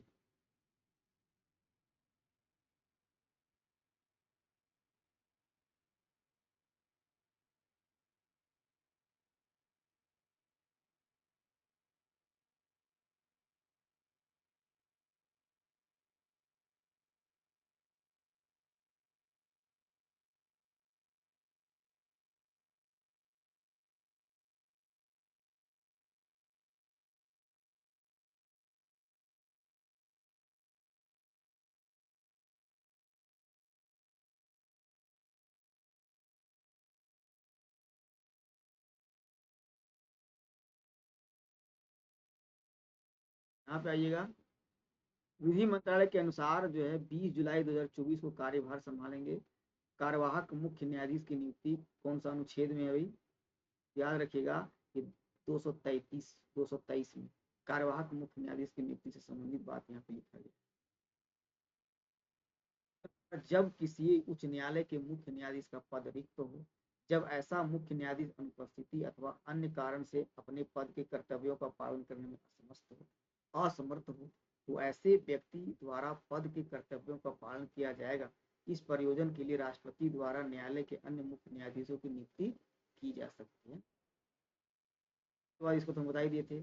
उच्च न्यायालय के न्यायाधीशों की नियुक्ति कैसी होती है, तो बस आर्टिकल 217 के तहत जो है उच्च न्यायालय के न्यायाधीश की नियुक्ति राष्ट्रपति के द्वारा किया जाता है। लेकिन इसके परामर्श कौन कौन देते हैं, भारत के मुख्य न्यायाधीश सीजेआई अभी कौन है, वो देंगे, है ना, चंद्रचूड़ सिंह, है ना। और आपके जो है वार और जो है राज्यपाल जो है हमारे जो रंगवार की दोनों परामर्श देंगे, है। इतने ही जानिए इसके बारे में, बाकी बात जो है आप पॉलिटी में जान सकते हैं। झारखंड ने बाढ़ प्रभावित क्षेत्र असम की सहायता की है, ठीक है। असम के मुख्यमंत्री के अनुसार झारखंड के पूर्वोत्तर राज्य बाढ़ प्रभावित लोगों को सहायता के लिए कितना रुपया, करोड़ रुपये दिए, 2 करोड़ रुपया दिया है झारखंड की मुख्यमंत्री। असम के बाढ़ भूस्खलन तड़ी तूफान के कारण कम से कम 113 लोग मारे गए थे। बाढ़ के बारे में जानते हैं। बाढ़ क्या है, एक प्राकृतिक आपदा है। सबसे अधिक बार आने वाला प्रकार का होता है, तब यह तब होता है जब जल का अति प्रवाह जो है भूमि को जलमग्न कर देता है और आमतौर पर सूखी स्थिति रहती है। 98 से 2017 के बीच बाढ़ के कारण लगभग विश्व भर में 2 अरब लोग प्रभावित हुए। यह अक्सर जो है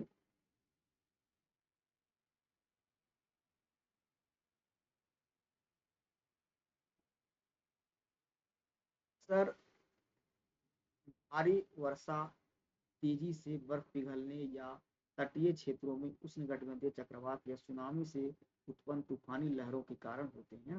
ये भी ध्यान रखिएगा। ये जो है अक्सर क्या होता है भाई, ये अक्सर बात करेंगे, ये अक्सर भारी वर्षा, है ना, और तेजी से बर्फ पिघलने या तटीय क्षेत्रों में उष्णकटिबंधीय चक्रवात या सुनामी से उत्पन्न, है ना, तूफानी लहरों के कारण होते हैं, है ना, ठीक है।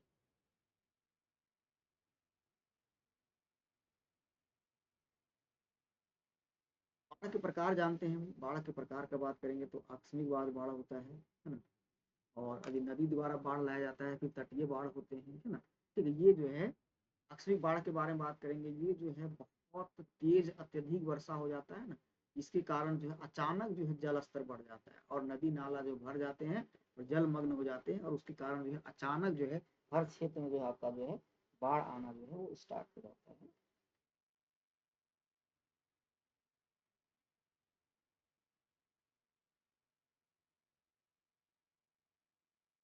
बाढ़ जान रहे हैं कि लगातार वर्षा या बर्फ पिघलने के कारण जो है नदी में बाढ़ आती है। और तटीय क्षेत्र में जो है उष्णकटिबंधीय चक्रवातों के कारण तटीय क्षेत्र में तूफानी या सुनामी के कारण जो है बाढ़ आता है। मुख्यमंत्री बहन बेटी स्वावलंबन प्रोत्साहन योजना, ठीक है। इसको चर्चा में क्यों हो गई, झारखंड के मुख्यमंत्री ने घोषणा की है कि सरकार को महिलाओं को वित्तीय सहायता योजना नामांकित करने के लिए ग्राम स्तर पर शिविर आयोजित करेगी और उन्हें 1,000 रुपये प्रति माह देगी। इसी के तहत जो है अभी जो मैया सम्मान योजना, इसका नाम क्या हो गया भाई, इसका नाम हो गया मैया सम्मान योजना, है ना, मैया सम्मान योजना, मैया सम्मान योजना, है। क्या घोषणा साहिबगंज जिले, कहाँ से घोषणा होता है, साहिबगंज जिले से हो गया था इसका घोषणा, है ना। आपकी सरकार आपके द्वार कार्यक्रम में शीघ्र पुनः मतलब कि आपके जो है प्रारंभ होने जा रहा है। गरीबी रेखा से नीचे जो भी रहेंगे उसे 21 से 50 वर्ष के कम आयु की पात्र महिलाएं जो इसमें शामिल से 1,000 रुपये जो धनराशि दी गया है। योजना के दायरे में 40 लाख महिलाएं आएंगी और इसे देने के बाद किया गया ना। इस योजना का मुख्यमंत्री बहन बेटी स्वावलंबन प्रोत्साहन योजना, जब हाल ही में इसका नाम मैया सम्मान योजना रख दिया गया।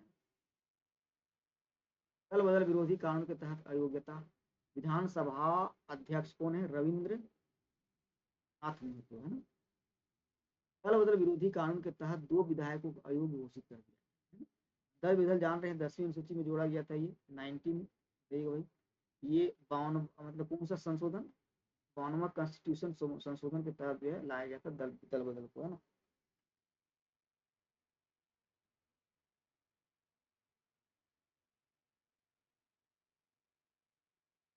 बताइएगा, थोड़ा सा लग रहा है ये गड़बड़ लग रहा है, इसको जो है आप लोग बताइएगा कौन सा कॉन्स्टिट्यूशन संशोधन के तहत लाया गया था। ठीक है भाई, ठीक है, ठीक है, ठीक है, सही बात है। 92वें संविधान संशोधन के तहत लाया गया, 10वीं अनुसूची को जोड़ा गया था, है ना, ठीक है। बदल विरोध कानून जो है संसद सदस्यों, मेंबर्स ऑफ पार्लियामेंट, एमपी, विधानसभा के सदस्यों, एमएलए को एक दल को छोड़कर दूसरे दल में शामिल होने पर दंडित किया जाता है।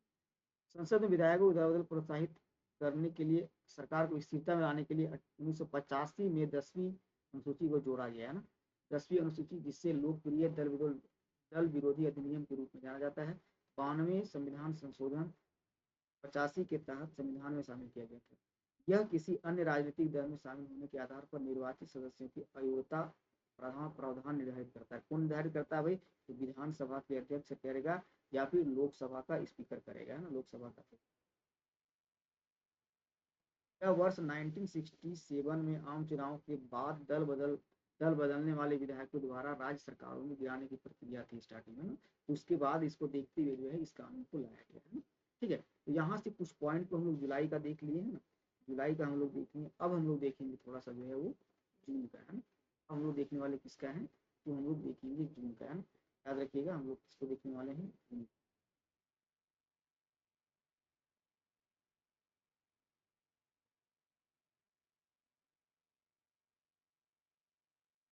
है ना। तो हम लोग किसको देखेंगे? जून को देखेंगे।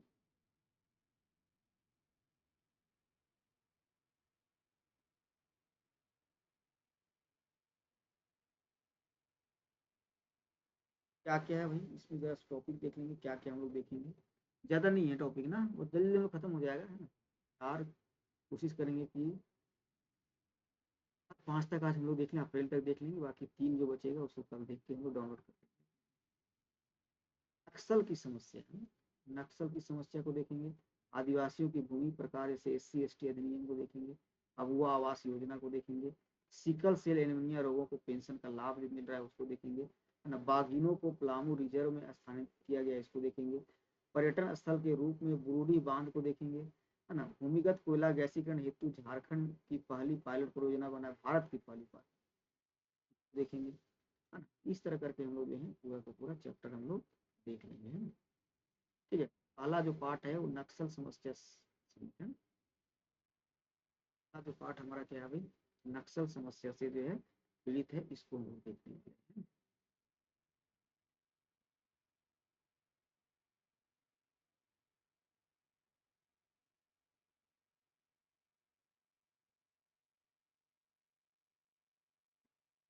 में नक्सलियों पर संयुक्त हमलों का अभियान कुल 24 जिलों में से केवल 5 जिलों तक सीमित रह गया। ठीक है, अब जो है 5 जिलों तक जो है वो सीमित, 24 जिला हमारे झारखंड में पड़ता है, कर अब कितना 5 जिला में रह गया। 5 जिला का भी बात करेंगे तो सबसे प्रभावित क्षेत्र अभी कौन बोले वो DGP साहब? चाईबासा सबसे अधिक प्रभावित क्षेत्र है नक्सलियों से। तो ये क्वेश्चन आपसे डायरेक्ट पूछा जा सकता है कि सबसे ज्यादा जो है वो प्रभावित क्षेत्र जो है वो कौन सा है? सबसे ज्यादा जो है वो प्रभावित क्षेत्र आपका कौन सा दिखेगा? वो कौन सा हो जाएगा भाई? चाईबासा। चाईबासा कहाँ पड़ता है? वेस्ट सिंहभूम, है ना। यदि आपसे जिला पूछ लिया जाए तो याद रखिएगा कौन सा जिला हो जाएगा? तो पश्चिमी सिंहभूम जिला, है ना। पश्चिमी पश्चिमी सिंहभूम जिला हो जाएगा। कौन सा जिला हो जाएगा भाई? का जो है वो पश्चिमी सिंहभूम जिला, आपको कौन सा जिला हो जाएगा? ये पश्चिमी सिंहभूम जिला हो जाएगा, है ना। नक्सलियों से अभी तक मात्र जो है 5 जिला जो है वो 5 जिला ही प्रभावित अभी बोला जा रहा है, किसके द्वारा? का जो है पुलिस महानिदेशक DGP के द्वारा इस बात को बोला जा रहा है ना। ठीक है, सबसे ज्यादा जो प्रभावित अभी बोल सकता है स्थान बोला जाए तो वो चाईबासा है ना। ठीक है, कीजिए।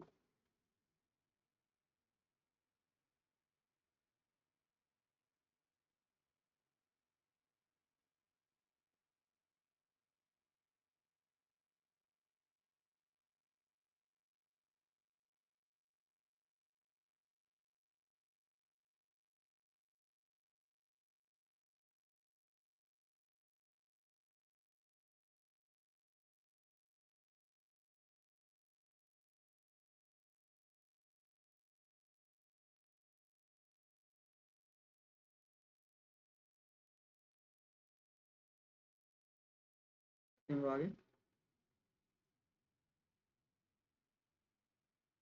पॉइंट उसी को बोलते हैं हम लोग।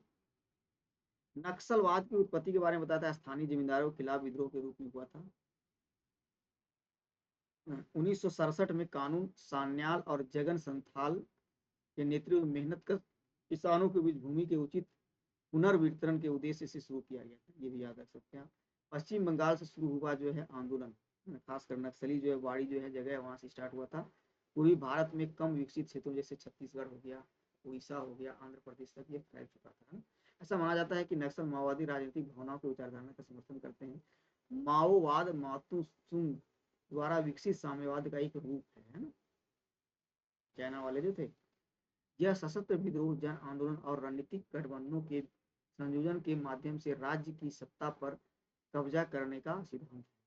वर्तमान के बारे में बात करेंगे, नशीली पदार्थों की तस्करी से निपटने के लिए प्रयास किए जा रहे हैं। इसके परिणाम स्वरूप नशीले पदार्थों के तस्करों को पकड़ा जा रहा है ना। स्वापक औषधि या मन प्रभावी पदार्थ एनडीपीएस एक्ट 1985 अंतर्गत अफीम की बड़ी मात्रा में जब्ती की जा रही है नक्सलियों के द्वारा जो है, ये जो है ना खासकर तस्करी वगैरह जो है, ये लोग बहुत ज्यादा अभी जो है नशीले पदार्थों की तस्करी बहुत ज्यादा करते हैं। खासकर चतरा वाला क्षेत्र में जाइएगा ना तो आपको बहुत ज्यादा मिलेगा। नशीली पदार्थों की तस्करी से तात्पर्य अवैध दवाओं का निर्माण करना, वितरण और बिक्री जुड़े अवैध व्यापार से संबंधित है ना। इसमें अवैध नशीली दवाओं के व्यापार से जुड़ी कई तरह की गतिविधियां शामिल हैं, जिनमें से कोकीन होता है, हीरोइन होता है, मैथेम्फेटामाइन होता है, सिंथेटिक ड्रग्स वगैरह को जो है यूज किया जाता है। तो पक औषधि और मन प्रभावी पदार्थ अधिनियम 1985 है ना, इसमें इसमें इसमें बात किया गया है कि आप यह किसी व्यक्ति को किसी भी मादक दवा, मन प्रभावी पदार्थ का उत्पादन, रखने, बेचने, खरीदने, परिवहन करने, भंडारण या उपभोग करने से प्रतिबंधित करता है।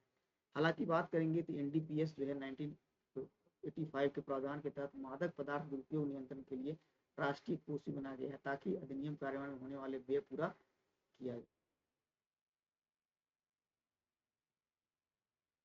आदिवासियों के भूमि अधिकार SC ST अधिनियम है, ठीक है। हाल ही में जो है ये बहुत ज्यादा चर्चा में रहा था। क्यों चर्चा में रहा भाई? झारखंड के मुख्यमंत्री ने अधिकारियों को आदेश दिया था कि वे आदिवासी लोगों के भूमि अधिकारों की रक्षा करने के लिए उन संपत्तियों का उनका स्वामित्व सुनिश्चित करने के लिए त्वरित कार्रवाई करने का निर्देश दिया जहां विवादों बाद जो है न्यायालय के निर्णय उनके पक्ष में आए। इस बात पर जोर देते हुए अनुसूचित जनजातियां सबसे अधिक हाशिए पर और वंचित जनसंख्या रही है। अधिकारियों को यह भी निर्देश दिया गया कि अनुसूचित जाति और अनुसूचित जनजाति अत्याचार निवारण 1989 के तहत पंजीकृत सभी मामलों को प्राथमिकता से जो निपटारा किया गया है ना। हालांकि जो है अधिम जनजाति का बात करेंगे तो जनजाति का संबंध जो है आपका जनजाति शब्द का परिभाषित करने का प्रयास नहीं करता है। अनुसूचित जनजाति शब्द को संविधान 342 वन के तहत माध्यम से शामिल किया गया है। हालांकि जो है ये राष्ट्रपति के द्वारा यह बात बोला जा सकता है या फिर ये बात निर्धारित किया जा सकता है पूर्ण जाति जो है जनजाति में जाएंगे, ST में जाएंगे, कौन SC में जाएंगे, ये बात निर्धारित करने का अधिकार किसको दिया गया है? तो राष्ट्रपति को दिया गया है ना। राष्ट्रपति किसी राज्य या संघ राज्य क्षेत्र के संबंध में उसके राज्यपाल से परामर्श करने के पश्चात जो है लोक अधिसूचना जारी करते हैं। उन जातियों, मूल वंशों या जनजातियों अथवा जातियों के भागों या उनके समूहों को विनिर्दिष्ट कर सकेगा ना, जिन्हें इस संविधान के प्रयोजनों के लिए तथा स्थिति या उस राज्य या उस संघ के क्षेत्र में अनुसूचित जाति समझा जाए। किसके तहत भाई? तो राष्ट्रपति को ही अधिकार दिया गया है कि वो अनुसूचित जनजाति या अनुसूचित जाति जो है वो दर्जा दिया जा सकता है ना। हालांकि जो है इसके लिए जो है 5वीं अनुसूची में अनुसूचित क्षेत्र वाले प्रत्येक राज्य में एक जनजाति सलाहकार समिति बनाया जाता है, वही परामर्श देती है राष्ट्रपति को। राष्ट्रपति अपने से इस बात को कुछ नहीं करते हैं। आदिवासी समुदायों के सामने सबसे महत्वपूर्ण मुद्दों में से एक है सुरक्षित भूमि अधिकारों की कमी। हाँ, समझिएगा। इसके अलावा बात करेंगे तो ST SC अधिनियम 1989 संसद द्वारा पारित एक अधिनियम है जो SC और ST समुदायों के बीच में विरुद्ध भेदभाव पर रोक लगाने और उसके अत्याचार को रोकने के लिए बनाया गया है ना। 11 सितंबर 1989 को भारतीय संसद में पारित किया गया था। 30 जनवरी 1990 को इसे अधिसूचित किया गया था, ये भी याद रखिएगा। बहुत इंपॉर्टेंट है अबुआ आवास योजना, है बहुत इंपॉर्टेंट है अबुआ आवास योजना। यहाँ से क्वेश्चन आपका छपा हुआ रहेगा ना, ठीक है। अबुआ आवास योजना आप जान रहे हैं 15 अगस्त को, यहाँ लिखा हुआ नहीं लिखा हुआ देख लेते हैं। ये 15 अगस्त 2013 को जो है स्टार्ट किया गया है ना, 2023 को, 13 बोल दिया था ना। 15 अगस्त 2023 को जो है माननीय हेमंत सोरेन जी के द्वारा जो है स्टार्ट किया गया। हाल ही में झारखंड के मुख्यमंत्री अबुआ आवास योजना के प्रथम चरण में 2 लाख घरों के निर्माण की प्रक्रिया में तेजी लाने के लिए निर्देश दिए गए हैं। में अनियमितता एवं लापरवाही बरतने के लिए अधिकारियों के खिलाफ कार्रवाई करने पर भी जोर दिया गया है ना। 2 लाख दिया जाएगा प्रत्येक परिवार को। कितनी किस्त में दिया जाएगा भाई? 2 लाख का बात किया गया है तो 2 लाख जो है आपको 5 किस्तों में दिया जाएगा ना। 5 किस्तों में जो है वो देने का बात किया गया है। देखिएगा, पूर्व सीएम हेमंत सोरेन ने 2023 में उन लोगों को आवास उपलब्ध कराने के लिए, पूर्व सीएम मतलब इस वक्त सीएम नहीं थे, चंपई सोरेन सीएम थे, है ना। तो हम लोग पढ़ रहे हैं जून के बारे में हम लोग बात कर रहे हैं ना। हम लोग जून का जो है करंट अफेयर को हम लोग देख रहे हैं, जून के बारे में लोग आवास योजना के जिससे लाभ से वंचित थे, जो पीएम आवास योजना जिनको नहीं मिला है ना। ठीक है, देखिए पहला साल जो है 2.5 लाख को मिलेगा, है ना। उसके बाद फिर जो है 3.5 लाख को मिलेगा, फिर 25-26 में जो है आपको जो है 2.5 लाख को मिलेगा, है ना। तो देखिए पहला जो है 2.5 लाख मिलेगा, 2.5 लाख मिलेगा, फिर दूसरा 3.5 लाख मिलेगा, फिर 2.5 लाख मिलेगा। तो बताइए कितना हो गया भाई, ढाई ढाई 5 हो गया, और 3 8 हो गया, 8.5 लाख लगभग लोगों को उपलब्ध करवाने का बात किया गया है ना। वो आवास योजना का बात करेंगे, 2023 में शुरू किया गया था, 15 अगस्त को बता दिए थे। राज्य सरकार ने अगले 2 वर्षों में 15,000 करोड़ रुपये अधिक व्यय करके जरूरतमंद लोगों के अपने स्वयं की निधि से आवास प्रदान करेगी। योजना के तहत गरीबों, वंचितों, मजदूरों, किसानों, आदिवासियों और दलितों को 3 कमरे के आवास जो उपलब्ध कराए जाएंगे, है ना। कितने कमरा होगा भाई, तो ये भी ध्यान रखिएगा, उसमें 3 कमरा होगा, है ना। ठीक है, कमरों के आवास जो उपलब्ध कराए जाएंगे। प्रधानमंत्री आवास योजना जान ही रहे हैं कब आया था भाई ये, तो ये आया था 2016 में। प्रधानमंत्री आवास योजना बताइए भाई कब आया था।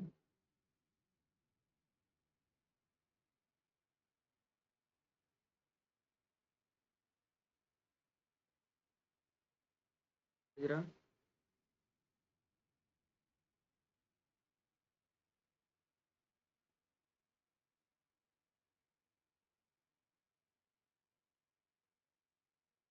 2015 में शुरू किया गया था ना, 2016 के कर दीजिए, 2015 में स्टार्ट होता है। पीएम आवास योजना जो है 2015 में स्टार्ट होता है ना। और कब स्टार्ट होता है भाई, 25 जून को स्टार्ट होता है, याद रख लीजिएगा इसको, 25 जून 2015, 25 जून 2015 को जो है वो स्टार्ट होता है।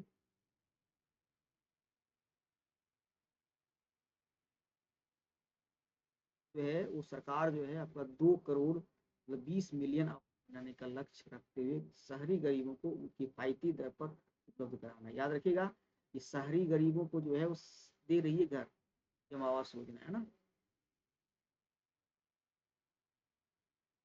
प्रकार का, है ना।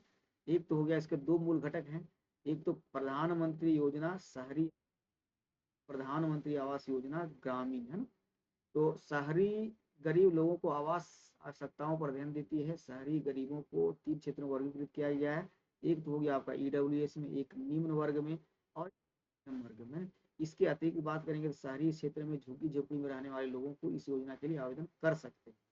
और ग्रामीण में तो ग्रामीण हो गया भाई, इसमें आर्थिक रूप से कमजोर परिवारों को संपत्ति मालिक बनने में सहायता करने के लिए किए गए। ऐसे ग्रामीण में आवासों में सभी आवश्यक बुनियादी सुविधाएं, है ना, जैसे विद्युत, है ना, जैसे विद्युत, स्वच्छ जल, अच्छी तरह जो है विकसित सीवरेज, है ना, एक स्वच्छता सुविधा दिया जा रहा है ना। तो याद रखिएगा 2 तरह के जो है आपको सुविधा दिया जा रहा है। अब ये बहुत इंपॉर्टेंट है, सिकल सेल एनीमिया रोगों को पेंशन लाभ, है ना। सिकल सेल एनीमिया बहुत ज्यादा झारखंड में आपको देखने को मिलेगा, और सब प्रत्येक परिवार, खासकर खूंटी जिला में जो है सिकल सेल ज्यादा आपको देखने को मिलता है ना। सिकल सेल एनीमिया जो है वो बहुत ज्यादा जो है आपको देखने को मिलता है ना।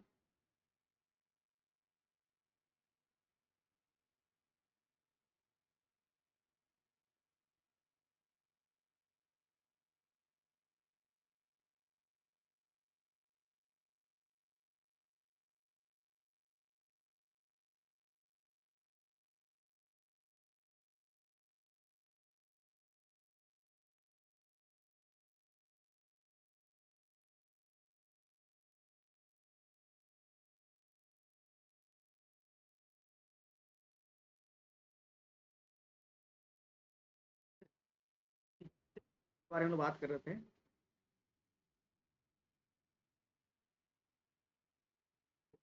कार्यों के अनुसार झारखंड के खूंटी जिले में सिकल सेल एनीमिया से पीड़ित लोगों को 1,000 रुपया मासिक पेंशन कहाँ पे दिया जाएगा, तो सिकल सेल एनीमिया से सबसे ज्यादा प्रभावित जिला खूंटी है। और खूंटी में जो है जितने भी पीड़ित लोग हैं उसको 1,000 रुपया जो है मासिक पेंशन मिले, इसके लिए भी सिकल सेल एनीमिया के लिए, है ना। यूपी का प्रशासन स्वामी विवेकानंद निःशक्त स्वावलंबन प्रोत्साहन योजना के तहत सिकल सेल एनीमिया से पीड़ित व्यक्तियों को पेंशन लाभ में स्वीकृति दी गई है। पर पहले चरण में विभिन्न 9 ब्लॉकों के लाभार्थियों को पहचान किया जाएगा। कुट्टी और कर्रा में 3-3, मुरहू से 2 और तोरपा ब्लॉक में से एक है। यदि कोई सिकल सेल रोग का मामला सामने आता है या बाद में इसकी पहचान की जाती है तो इस तरह जो है धीरे धीरे क्या किया जाएगा, कवर किया जाएगा लोगों को, है ना। जिले में लगभग 99,165 लोगों को सिकल सेल जांच किया गया था, जिसमें से 114 सिकल रोग के वाहक पाए गए हैं और 46 व्यक्ति सिकल सेल एनीमिया थैलेसीमिया रोग से पीड़ित पाए गए हैं ना। ऐसे में 9 लोग ऐसे हैं जो 40% से अधिक सिकल सेल एनीमिया दिव्यांगता प्रमाण पत्र के आधार पर योजना के तहत पेंशन दिया जा रहा है, लाभ दिया जा रहा है ना। अब देखिए इसमें 2 चीज आता है, उसके बारे में हम लोग जान लेंगे कि स्वामी विवेकानंद निःशक्त स्वावलंबन प्रोत्साहन योजना क्या है। इसके लिए झारखंड सरकार के महिला बाल विकास सामाजिक सुरक्षा विभाग, आप लोग बताइएगा कि महिला बाल विकास सामाजिक सुरक्षा विभाग के मंत्री अभी कौन है। आप लोग बताए थे, कल ही बताए थे मंत्री कौन है भाई, ये जगन्नाथ, स्वर्गीय जगन्नाथ महतो की पत्नी देवी देवी थी, है ना।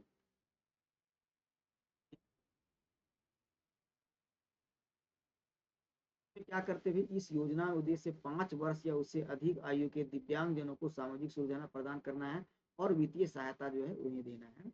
और ये डीबीटी तहत जो है आपके डायरेक्ट खाता में जो है पैसा चला जाएगा। सीकल क्या है, सीकल सेल के बारे में बात है, याद रखिएगा, ये क्वेश्चन आपसे पूछा जा सकता है। सीकल रोग क्या है, एक आनुवांशिक रक्त विकार है। आनुवांशिक कहने का मतलब ये हेरिडेटरी है, यानी कि पिता से जो है बच्चा में, माता पिता से जो है बच्चों में ये आएगा आपका सीकल सेल, है ना। क्या होता है, लाल रक्त कोशिकाओं में ऑक्सीजन परिसंचरण के लिए जिम्मेदार प्रोटीन में मतलब कि आपका जो हीमोग्लोबिन में असामान्यता का कारण होता है, खासकर जो है लाल रक्त कोशिकाओं में ऑक्सीजन परिसंचरण के लिए जिम्मेदार प्रोटीन में असामान्य के कारण होता है, असामान्यता के कारण होता है ना। इस विकार में लाल रक्त कोशिकाओं का आकार अर्धचंद्राकार हो जाता है, याद रखिएगा, और वाहिकाओं में के माध्यम से गति बाधित होती है, जिसके कारण गंभीर दर्द, संक्रमण, एनीमिया तथा स्ट्रोक भी आने की संभावना होता है, ब्लॉकेज वगैरह भी हो सकता है। केवल भारत में प्रत्येक वर्ष अनुमानतः 30,000 से 40,000 बच्चे सिकल से भूख, कम बड़ी समस्या नहीं है, ये बहुत बड़ी समस्या है। सिकल एनीमिया के साथ साथ थैलीसीमिया भी होता है, ये बहुत खतरनाक होता है। सिकल सेल रोग की तरह थैलेसीमिया से भी पीड़ित व्यक्ति कम हीमोग्लोबिन के स्तर के कारण गंभीर एनीमिया अनुभव करते हैं। में जो हमारा जो है लगभग महिलाएं जो है 68 से 70% महिलाओं को यहाँ पे बोला गया है कि एनीमिया की कमी से ग्रसित है, क्योंकि भाई यहाँ पे खाने पीने के लिए मिलता कहाँ, इतनी गरीबी हमारे यहाँ पे है ना। हमारा राज्य हालांकि कहा जाता है कि 40% हमारे यहाँ पे खनिज संपदा का रिजर्व है, लेकिन सबसे ज्यादा गरीब लोग हम लोग, क्योंकि रोग हम ही लोग किया जा रहा है, कारण यही है ना। के लिए आजीवन रुधिर धान और आयरन संचय में प्रबंधन करने के लिए कैलेसन थेरेपी की आवश्यकता, याद रखिएगा। कैलेसन थेरेपी किसमें यूज होता है, तो थैलेसीमिया में होता है, जहाँ पे जो है आपका जो है हीमोग्लोबिन का स्तर बहुत ज्यादा कम हो जाता है, उसे रुधिर चढ़ाना पड़ता है बार बार, है ना। प्रमुख तो थकान आपको बहुत ज्यादा होगा, पीलिया हो जाएगा, सांस में तकलीफ होगा, शारीरिक विकास में विलम्ब होती है, चेहरे की हड्डी की विकृति, गंभीर प्रकार की दिक्कतें आपको देखने को मिलता है। हमारे झारखंड में इस प्रकार की दिक्कतें बहुत ज्यादा देखने को मिलती है ना। बाघिनों को पलामू रिजर्व में स्थानांतरित किया गया है। बाघिनों को जो है पलामू रिजर्व में, जो कहाँ पे भाई, पलामू रिजर्व में जो है स्थानांतरित किया गया है ना। चर्चा में क्यों है, चर्चा में क्यों है, याद रखिएगा, सूत्रों के अनुसार हम लोग बात करेंगे।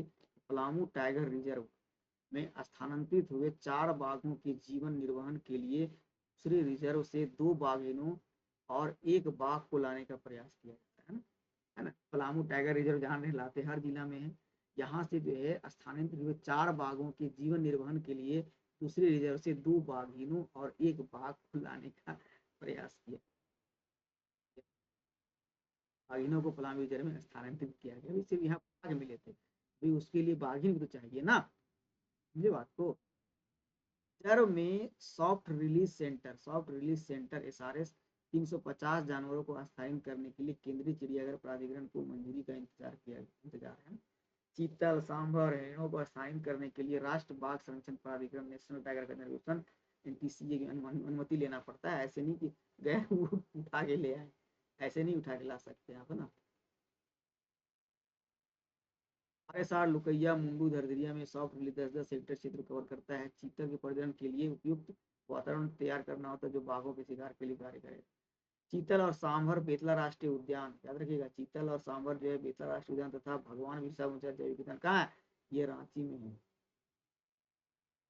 चिड़ियाघर से अलग एसआरसी में स्थानांतरित किया जाएगा। प्रधानमंत्री नरेंद्र मोदी वर्ष 2019 में जारी भारत में बाघों की स्थिति की रिपोर्ट के अनुसार पीटीआर में कोई भी बाघ नहीं है, याद रखिएगा।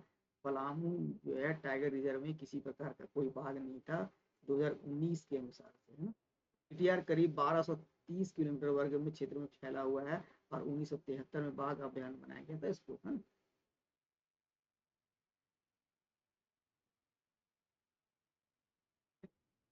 क्या है भाई, तो यह पर्यावरण, देखिए दो चीज होता है, एक होता है हम लोग बात किए थे एक वन संरक्षण, है ना, वाइल्ड लाइफ सेंचुरी, और एक आपका था रिजर्व क्षेत्र, और एक था हमारा जो है नेशनल पार्क, है ना। एक होता है चिड़ियाघर, है ना। तो दो शब्द आता है कभी कभी, आप ध्यान रखिएगा, एक होता है इन सीटू, शायद आप लोग पढ़े होंगे, कभी कभी ये क्वेश्चन आपसे पूछता है, जेपीएससी में पूछा था क्वेश्चन। और एक होता है इक सीटू। कहने का मतलब है कि हो रहे हैं, संकटा स्थिति में है, उसको उसी जगह में घेर के जो है, मतलब कि उसको जो है सुरक्षित कर देना, है ना। इक सीटू कहने का मतलब है जो क्षेत्र में जो जीव जंतु हैं घटा स्थिति में, एकदम अंतिम स्थिति में है, वहां उसको बचाया नहीं जा सकता है, तो उसको उठा के कहीं और क्षेत्र में जाके जो है एक तरह से जो है उसको संरक्षित किया जाता है, इसको बोलते हैं हम लोग एक सीटू। तो चिड़ियाघर का उदाहरण क्या हो गया, एक सीटू का, है ना। और जो है आपका बेतला पार्क हो गया, चाहे नेशनल पार्क हो गया, चाहे वाइल्ड लाइफ सेंचुरी हो गया, ये इन सीटू का। पर्यावरण वन एवं जल पर्यावरण मंत्रालय के अतिरिक्त जो है सांविधानिक निकाय, इसका गठन 1992 में वन्य जीव संरक्षण अधिनियम 1972 के तहत किया गया था, याद रखेगा 1972 के तहत। अध्यक्ष केंद्रीय पर्यावरण मंत्री होते हैं, इसमें 10 सदस्य भी होते हैं, है ना। याद रखिएगा, जैव विविधता संरक्षण का जो है राष्ट्रीय प्रयास को पूरा बनाना है, इसको मजबूत करने से काम है। चिड़ियाघरों को मान्यता प्रदान करना है, चिड़ियाघरों को विनियमित करना है, ये सब काम जो है इसका आपको चिड़ियाघरों को आपको दिखे जरूरत है, उसी को पढ़ेंगे हम लोग। राष्ट्रीय बाघ संरक्षण प्राधिकरण एनटीसीए, इसका स्थापना भी वन्य संरक्षण जीव अधिनियम 1972 के तहत होता है। 1838 L1 के तहत एक वैधानिक निकाय है। 2005 में जो है आपका राष्ट्रीय बाघ संरक्षण अधिनियम का स्थापना किया गया था, टास्क फोर्स का, है ना। पर्यटन स्थल के रूप में बूढ़ी बांध को जो है स्थापित किया। बूढ़ी बांध कहाँ है, डायरेक्ट आपसे ये क्वेश्चन पूछेगा एकदम, ये क्वेश्चन 200% आपका छपा हुआ होगा, है ना, याद रखिएगा। झारखंड के मुख्यमंत्री चंपई सोरेन ने पूर्वी सिंहभूम के घाटशिला उपमंडल में स्थित सुंदर बांध, याद रखिएगा सुंदर बांध कहाँ पे है, घाटशिला में है ना, के दौरान अधिकारियों को बुगड़ी बांध को राष्ट्रीय स्तर के पर्यटन स्थल के रूप में विकसित करने का निर्देश दिया गया। तो दोनों याद रखिएगा, सुंदर बांध और बुगड़ी बांध कहाँ पड़ता है, घाटशिला पूर्वी सिंहभूम में पड़ता है।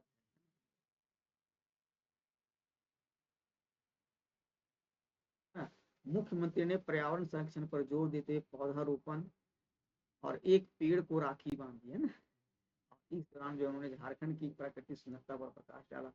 उन्होंने धार्मिक स्थलों, जंगलों, बांधों और झरनों सहित राज्य भर में विभिन्न पर्यटन स्थलों को बढ़ावा देने हेतु राज्य की प्रतिबद्धता की पुष्टि की और यह सुनिश्चित करने के लिए कार्य कर रही है कि स्थानीय किसानों को बांध जल संसाधनों से लाभ मिल सके, भाई राज्य की तीव्र गति से जो है आपका जो क्षेत्र में समग्र विकास हो सके। मुख्यमंत्री ने 45 करोड़ रुपये से अधिक 2141 विकास परियोजनाओं को वहां पर उद्घाटन भी किए थे। इसके अलावे देखिएगा यहाँ पे सबसे बड़ी बात है कि 2000 यूनिट पहले बताए थे कि भाई पहले बजट बताए थे 100 यूनिट मुफ्त किया गया था बिजली, फिर आपका 125 यूनिट किया गया था, अब जो है 200 यूनिट बिजली जो है वो 100 यूनिट मुफ्त विद्युत उपलब्ध कराने, 2 लाख रुपये तक कृषि ऋण माफ करने तथा युवाओं को आजीविका के लिए वित्तीय सहायता देने सहित सरकार के हालिया पहलों पर प्रकाश डाला। उन्होंने वंचित परिवारों के लिए अगुआ आवास योजना के अंतर्गत 20 लाख आवास निर्माण के प्रति जो है सरकार की प्रतिबद्धता दोहराई है। आपकी योजना, आपकी सरकार, आपके द्वार कार्यक्रम के लिए कल्याणकारी योजनाएं समाज के तबके तक पहुंचाने के बारे में बात किया गया था यहाँ पे।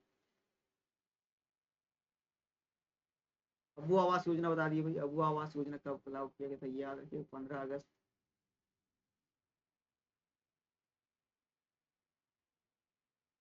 किसके द्वारा, तो माननीय मुख्यमंत्री हेमंत सोरेन के द्वारा जो है लाया गया था। के तहत 2 वर्ष में 15,000 करोड़ रुपये से अधिक जरूरतमंद लोगों को जो है आवास योजना 2 लाख रुपये दिया जाएगा, इसमें बता दिए थे 5 किस्तों में दिया जाएगा, है ना। पहला जो है वर्ष 2023-24 में जो है 2-2.5 लाख को दिया गया। 24-25 में जो है आपको जो 3.5 लाख का बात किया गया अभी वाला में, फिर 25-26 में जो है आपका 2.5 लाख बात किया।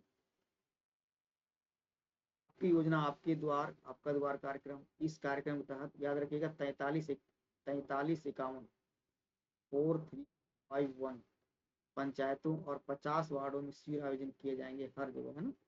और जरूरतमंद लोगों को जल कल्याणकारी योजनाओं से आयोजित किया जाएगा, बताया जाएगा भाई हमारे पास इस प्रकार की योजनाएं जो है वो चल रही है ना। अब आते हैं कोयला गैसीकरण हेतु भारत में पहली पायलट योजना। बहुत इंपॉर्टेंट है ये पॉइंट, बिल्कुल याद रख लीजिएगा इस पॉइंट को। कोयला मंत्रालय द्वारा, है ना, कोयला मंत्रालय ईस्टर्न कोल फील्ड ईसीएल है क्वेश्चन। ईसीएल कहाँ पे है, संथाल परगना क्षेत्र में, है ना, ठीक है ना। उत्तराखंड के जामताड़ा जिले में कास्ता कोयला ब्लॉक, याद रखना है, कास्ता कोयला ब्लॉक में भूमिगत कोयला गैसीकरण यूसीजी के लिए एक पायलट परियोजना का संचालन किया जा रहा है। भूमिगत कोयला गैसीकरण हेतु भारत की पहली पायलट परियोजना है, इसलिए बहुत बहुत इंपॉर्टेंट है ये पॉइंट, है ना। ये 200 पॉइंट एकदम इसको याद रख लेना है।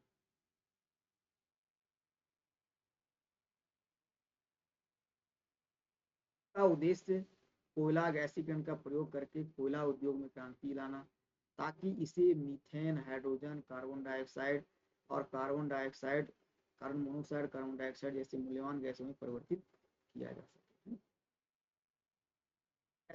तो सिंथेटिक, प्राकृतिक गैस, ईंधन, उर्वरक, विस्फोटक, अन्य रासायनिक फीड स्टॉक के रूप में किया जा सकता है। कोयला मंत्रालय द्वारा गैसीकरण परियोजना को बढ़ावा देने के लिए पूरी तरह से प्रतिबद्ध है और उच्च मूल्य वाले रासायनिक उत्पादों में परिवर्तित करने के लिए क्षमता वितरण किया जा रहा है।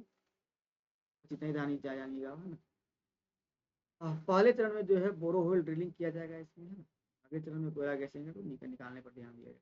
इस पायलट परियोजना के सफल क्रियान्वयन से भारत की ऊर्जा क्षेत्र में परिवर्तनकारी अवसर उत्पन्न हो सकते हैं। यह देश की कोयला संसाधनों को दीर्घकालिक कुशल उपयोग को प्रदर्शित करेगा। देखिए कोयला गैसीकरण कैसे करते हुए, तो यहाँ देखिएगा बेसिक कोल गैसिफिकेशन प्रोसेस क्या है, यहाँ जो है प्रेशर वगैरह डेवलप करते हैं लोग, है ना। तो इस तरह से जो है आपका जो है कोल जो है वाटर से मिक्सर करके जो है क्लीनिंग साइन याद रखना है कि जामताड़ा में जो है आपका जो है कोयला गैसीकरण किया जाता है। अब पहला पायल परियोजना स्टार्ट किया, क्योंकि ये क्या होता है, कोयला गैसीकरण एक ऐसी प्रक्रिया है जिसमें कोयले को वायु, ऑक्सीजन और भाप या कार्बन डाइऑक्साइड के साथ आंशिक रूप से अपचित करके ईंधन गैस बनाया जाता है। इस गैस का प्रयोग जो है ऊर्जा प्राप्त करने के लिए पाइप्ड प्राकृतिक गैस, मीथेन गैस, अन्य गैसों के स्थान पर प्राप्त किया जाता है। कोयले को इन सीटू, है ना, इसको स्वस्थानीय गैसीकरण मतलब उसी जगह से, है, भूमि कोयला गैसीकरण यूसीसी वह तकनीक है जिसमें कोयले को भूतल में रखते हुए गैस से परिवर्तित कर दिया जाता है। फिर कुओं सिंथेटिक गैस का उत्पादन, या सिंथेटिक गैस का उत्पादन जिसमें मुख्य रूप से मीथेन होता है, पूछ सकता है सिंथेटिक गैस में मुख्य रूप से क्या होता है, methane, carbon dioxide, hydrogen gas, carbon dioxide, carbon monoxide CO है, और H2O का मिश्रण होता है ना। सिंथेटिक गैस बनाया जा रहा है, इसमें याद रखिए क्या क्या रहता है। पहला तो आपका CH4 हो गया, मीथेन गैस हो गया। दूसरा बात करेंगे तो आपका हो जाएगा कार्बन मोनोऑक्साइड हो गया, फिर कार्बन डाइऑक्साइड हो गया, CO2 हो गया। इसके अलावे जो है आपका हाइड्रोजन भी होता है, और इसके अलावे हमारा जल वाष्प होता है, H2O भी होता है, गैस होता है। सिंथेटिक गैस का प्रयोग कहाँ का, उर्वरकों में करते हैं, ईंधन में करते हैं, विलायक करते हैं, सिंथेटिक सामग्री में करते हैं। गैस बनाया जा रहा है कहाँ पे, जामताड़ा में। हम लोग जून को हम लोग कंप्लीट कर रहे हैं, हम लोग जो है हम लोग कंप्लीट कर चुके हैं।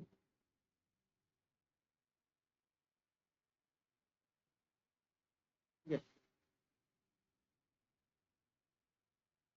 हाँ,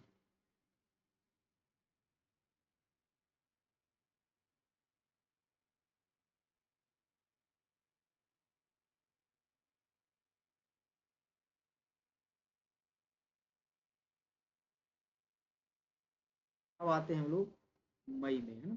हम लोग किसमें आते हुए, मई में आते हैं ना, या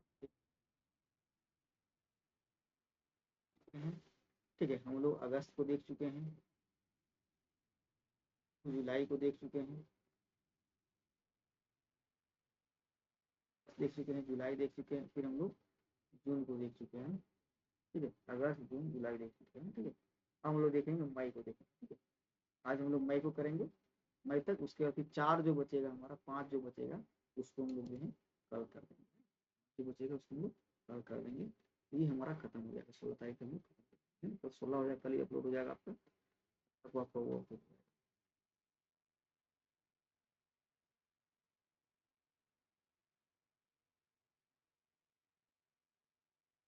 आगे बढ़ते हैं हम लोग।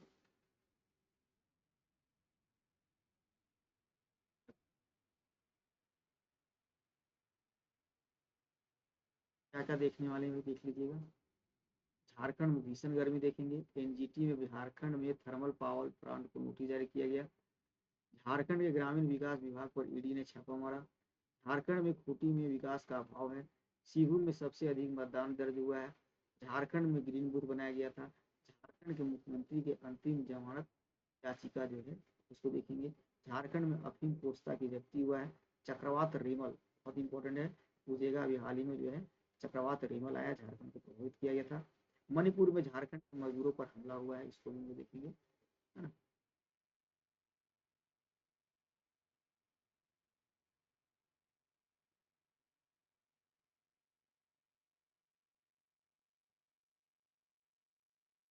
में जो है बहुत ज्यादा भीषण गर्मी पड़ा है। पहरागोड़ा में अधिकतम 47 डिग्री है, एकदम 47.1 डिग्री सेल्सियस जो है वो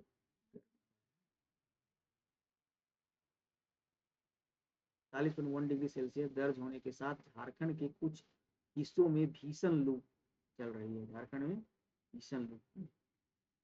मौसम विभाग के अनुसार 11 जिलों में भीषण गर्मी, ऑरेंज अलर्ट जारी कर दिया गया था। ये ध्यान रखिएगा, इसके ज्यादा इसमें ज्यादा ध्यान आपको नहीं देना है। 11 जिलों में साहिबगंज हो गया, कोटा हो गया, पाकुड़ हो गया, दुमका, जामताड़ा, देवघर, धनबाद, बोकारो, सरायकेला।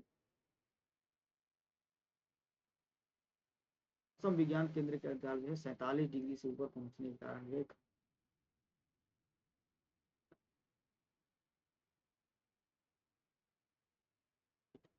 क्या होता है, कभी भी पूछ सकता है। लू हमारे यहाँ लू चल, गर्म मौसम की दीर्घ अवधि है जो मानव स्वास्थ्य पर, पर्यावरण पर प्रतिकूल प्रभाव पड़ता है, प्रतिकूल प्रभाव बनाती है। भारत एक उष्णकटिबंधीय देश है, जिसके कारण यहाँ पे जो है लू के प्रति संवेदनशील होते हैं ना। ठीक है, भारत में आईएमडी मानदंड द्वारा किया जाता है। भाई लू घोषणा कैसे करते हैं, यदि आपका जो है मैदानी क्षेत्र के लिए जो है कम से कम 40 डिग्री सेल्सियस, पहाड़ी क्षेत्र के लिए कम से कम 30 डिग्री सेल्सियस तक नहीं पहुंच जाता, तब तक लू आपको नहीं चलता। तब तक लू पर विचार करने की आवश्यकता नहीं है। जैसे ही 40 डिग्री से सामान्य तापमान से 40 डिग्री से कम, है ना, उससे बराबर होता है, जो सामान्य ताप से 5 डिग्री 6 डिग्री से अधिक हो जाता है, जैसे हीट वेव मानते हैं। इसके अलावा सामान्य ताप से 7 डिग्री सेल्सियस या उससे अधिक वृद्धि को गंभीर हीट वेव मान, 8 डिग्री ज्यादा हो जाएगा, है। यदि किसी स्टेशन पर सामान्य अधिकतम 40 डिग्री से अधिक है, सामान्य तापमान 4 डिग्री से 5 डिग्री अधिक है, तो हीट वेव माना जाता है। इसके अलावा 6 डिग्री से अधिक हो जाए तो उसको गंभीर हीट वेव माना जाता है। ठीक है, इसके अतिरिक्त बात करें, अधिक तापमान से वास्तविक अधिकतम तापमान 45 डिग्री से अधिक आता है तो उसे हीट वेव में घोषित कर दिया जाता है। थर्मल पावर प्लांट है ना, बहुत इंपॉर्टेंट ये पॉइंट है ना, हमारे जगह में पड़ता है, हमारे इलाका से नहीं पड़ता है। थर्मल पावर प्लांट को नोटिस जारी किया, कौन सा भाई, ये जो है हमारा क्षेत्र देखिएगा आपका, मेरा जिला क्रेडारी पड़ता है ब्लॉक। क्रेडारी से बात जाइएगा तो टंडवा डिस्ट्रिक्ट, टंडवा ब्लॉक पड़ेगा ना, टंडवा ब्लॉक पड़ जाता है क्या, यहाँ पे चतरा जिला में, है ना।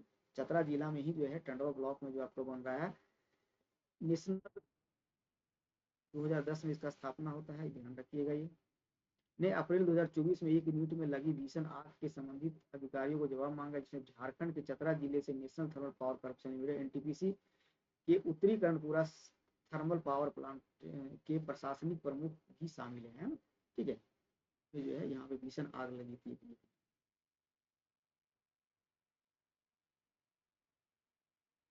जहाँ ये एक संयंत्र इकाई 3 एक सामग्री यार्ड में आग लगने के बारे में नोटिस जारी किया। यह संयंत्र देश की सबसे बड़ी विद्युत कंपनी एनटीपीसी कोयला आधारित 66 है ना, 66 × 3 मेगावाट ऊंचाई जांच के दायरे में थी, है ना, ठीक है। एनजीटी ने पर्यावरण में अनुपालन से संबंधित एक महत्वपूर्ण माना है, ठीक है। अब देखिए भेज दिया है झारखंड राज्य प्रदूषण बोर्ड को भी जो है सचिव किया गया है ना।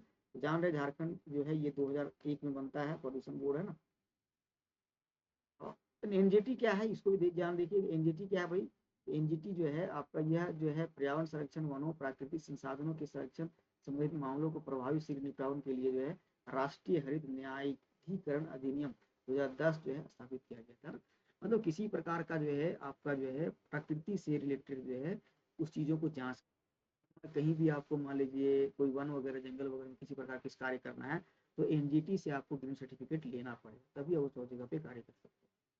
एनजीटी की स्थापना जो है भारत के विशेष पर्यावरण न्यायाधिकरण स्पेशलाइज्ड एनवायरमेंटल ट्रिब्यूनल स्थापित करने वाला दुनिया का तीसरा पहला विकासशील देश बन गया, पहला विकासशील देश है। इससे पहले केवल ऑस्ट्रेलिया और न्यूजीलैंड में ही ऐसे निकाय की स्थापना की गई। एनजीटी आवेदन या अपील कर 6 महीने के भीतर अंतिम से निपटान का आदेश दिया गया है। एनजीटी का मुख्यालय नई दिल्ली में है और 4 क्षेत्रीय कार्यालय आपको दिखेगा भोपाल, पुणे, कोलकाता और चेन्नई में है। बहुत इंपॉर्टेंट है, एनटीपीसी के बारे में जान लीजिए आप। एनटीपीसी क्या है भाई, थर्मल पावर स्टेशन है, ठीक है। एनटीपीसी 68961 मेगावाट की स्थापित क्षमता वाली भारत की सबसे बड़ी विद्युत कंपनी है। वर्ष 2032 तक 130 गीगावाट क्षमता वाला जो है परियोजना का योजना हो। 1975 में इसका स्थापना होता है। विश्व की सबसे बड़ी और सबसे अच्छी विद्युत कंपनी है ये। एनटीपीसी के पास पुनर्वास और पुनर्स्थापन, कारपोरेट, सामाजिक, आर्थिक, सीएसआर नीतियां भी है, जो विद्युत परियोजनाओं की स्थापना विद्युत उत्पादन के मुख्य व्यवसाय के अच्छी तरह से किया गया है। तो बस ये ध्यान रखना आपको। ग्रामीण विकास विभाग पर ईडी का छापा पड़ा भी, ग्रामीण विकास विभाग पर ईडी का छापा पड़ा है। ईडी ने न्यायालय में द्वारा जो है ऊपर से नीचे टॉप टू बॉटम तक के सरकारी अधिकृत अवैध नकद भुगतान 60 में शामिल है, मनी लॉन्ड्रिंग संबंधी जांच करता है ये। यह भी दावा किया कि वरिष्ठ नौकरशाहों राजनेताओं के नाम सामने है, इसकी जांच की जा रही है ना।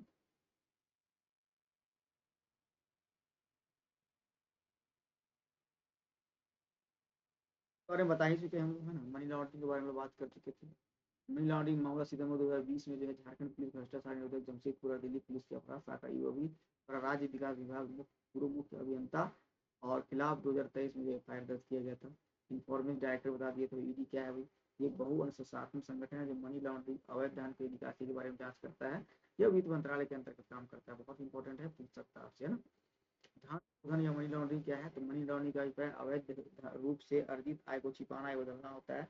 और आईएमएफ के द्वारा जो है आपका जो है विश्व में सकल घरेलू उत्पाद 2 से 5% क्या है आपका जो है मनी लॉन्ड्रिंग किया जाता है।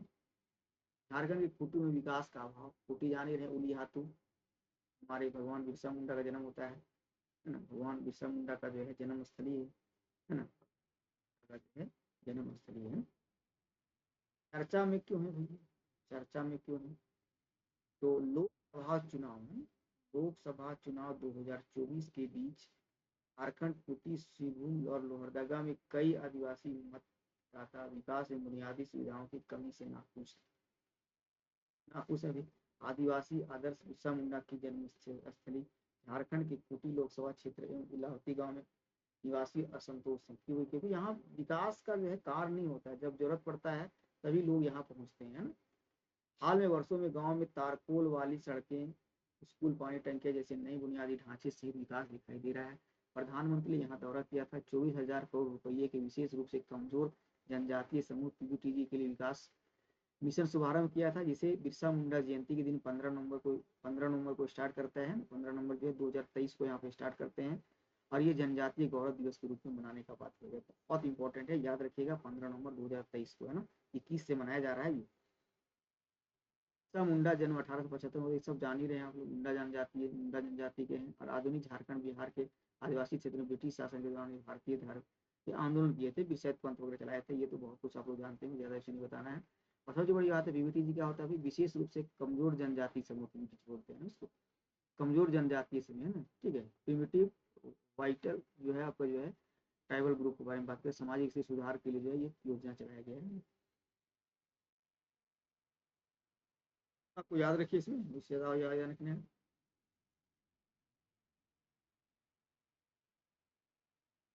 सबसे अधिक मतदान दर्ज किया, चर्चा में रहा था ये ना।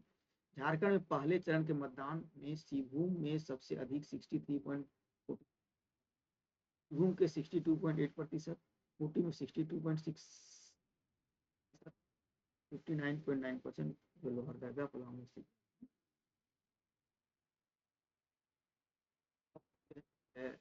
प्रभावित इलाका है, यहाँ ज्यादा मतदान होना बहुत बड़ी बात है।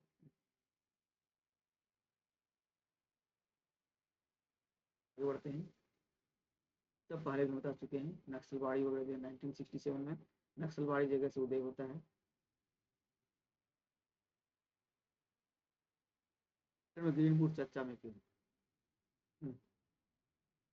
पर्यावरण संरक्षण के समर्थन पर प्लास्टिक मुक्त समाज को बढ़ावा देने के लिए स्थापित ग्रीन बूथ झारखंड कोडरमा जिले में, याद रखिएगा ग्रीन बूथ क्या था, कोडरमा जिले में मतदाताओं के लोकप्रिय का ऑप्शन बन गया। ग्रीन के अंतर्गत झुमरी तिलैया है, यहाँ पे मेरे भाई साहब जहाँ पे है मेरे भाई साहब यहीं पे हैं, साहब यहीं पे हैं, तो तिलैया में है एक वरिष्ठ नागरिक सुविधा केंद्र स्थापित किया गया था इन्हीं के द्वारा। ग्रीन चुनाव ऐसी प्रथाएं हैं जिनका उद्देश्य चुनावी प्रक्रियाओं के पर्यावरणीय प्रभाव को कम करना होता है ना, ये ध्यान रखना आपको। बस बस इतना ही ध्यान रखना है, इसमें ज्यादा इसमें क्वेश्चन। मंत्री को जो है अंतरिम जमानत याचिका, ईडी जो है इनको क्या किए थे, हेमंत सोरेन को अंतरिम जमानत का विरोध किया है। भारत में जमानत का संबंधित प्रावधान क्या क्या है, तो ये थोड़ा सा जान सकते हैं। आर्टिकल 2020 है ना, याद रखिएगा आर्टिकल 22, अनुच्छेद 22 गिरफ्तार या हिरासत में लिए गए व्यक्ति को सुरक्षा प्रदान करता है। और हिरासत दो प्रकार की होगी, एक दंडात्मक हिरासत, न्यायालय में मुकदमे और दोष सिद्धि के पश्चात किसी व्यक्ति के द्वारा अपराध घोषित दंडित किया जाता है, और एक निवारक विरोध, मतलब न्यायालय द्वारा परीक्षण दोष सिद्धि के बिना किसी व्यक्ति को हिरासत में लिया जा सकता है, क्योंकि वो जांच को प्रभावित किया जा सकता है, कर सकता है, क्योंकि बहुत बड़े आदमी लोग होते हैं भाई, जांच को प्रभावित कर सकते हैं, इसलिए उसको क्या कर दो, अंदर कर दो, है ना। दो प्रकार का जो है अनुच्छेद 22 में बात किया गया। अब इसी के तहत जो ढेर सारा जो है आपका जो है कानून बनाया गया है ना, आपराधिक प्रक्रिया 1973 बनाया गया था, है ना, तो ये सब छोड़ दे।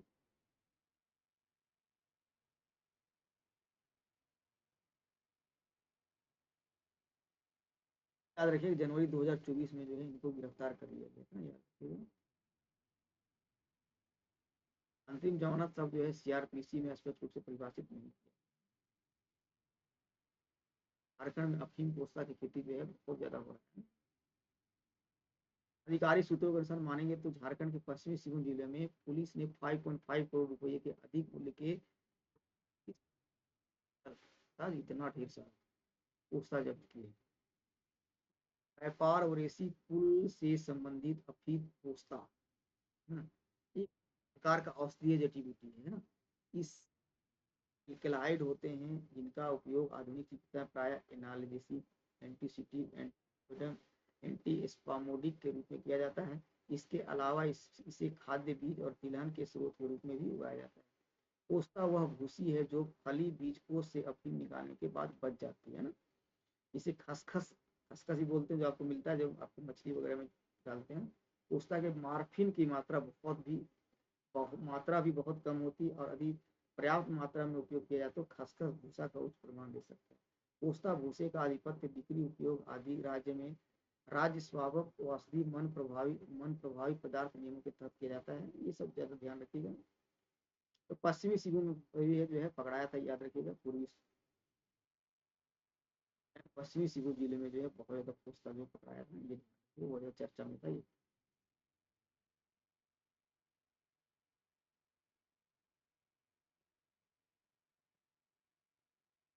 अब देखिए एल्कलाइड क्या होता है। एल्कलाइड क्या है, कार्बनिक यौगिक का एक विशाल समूह है जिसकी संरचना नाइट्रोजन परमाणु, कुछ मामलों में अमीनो हाइड्रोजन परमाणु इन यौगिकता का कारण बनते हैं। प्रसिद्ध एल्कलाइड में मार्फिन हो गया, स्ट्राइक्लिन हो गया, कुनैन हो गया, एप्रिन हो गया, निकोटीन हो गया, ये सब क्या है एल्कलाइड्स होते हैं। एल्कलाइड का औषधीय गुण काफी विविध है। मार्फिन एक प्रबल मादक पदार्थ है, इसका उपयोग दर्द से राहत के लिए किया जाता है। हालांकि मादक गुण इसकी उपयोगिता को सीमित करता है। अपनी पोषता पाया जाने वाला मार्फिन व मिथाइल ईथर व्युत्पन्न कोडीन अपेक्षाकृत गैर मादक है। और चक्रवात रेमल है। चक्रवात रेमल याद रखिएगा। चक्रवात रेमल जो है कहाँ पे आता है, बंगाल की खाड़ी। जो बंगाल की खाड़ी आएगा तो उसको जो झारखंड को प्रभावित करेगा ये। बंगाल की खाड़ी में चक्रवात रेमल परिणत हो चुका है। इसमें पश्चिम बंगाल, झारखंड सहित पड़ोसी राज्यों को जो है खतरे में स्थिति उत्पन्न हुई है। अभी हम बात करेंगे तो जो है आपका जो है चक्रवात का बात करेंगे। चक्रवात क्या है भाई, चक्रवात का हम बात करते हैं। चक्रवात जो है कम दबाव वाला क्षेत्र होता है, क्योंकि वहाँ पे क्या होता है प्रेशर जोन जो है आपका जो है वो, मतलब ये बोल सकते हैं कि वहाँ पे जो है लो प्रेशर जोन बन जाता है ना।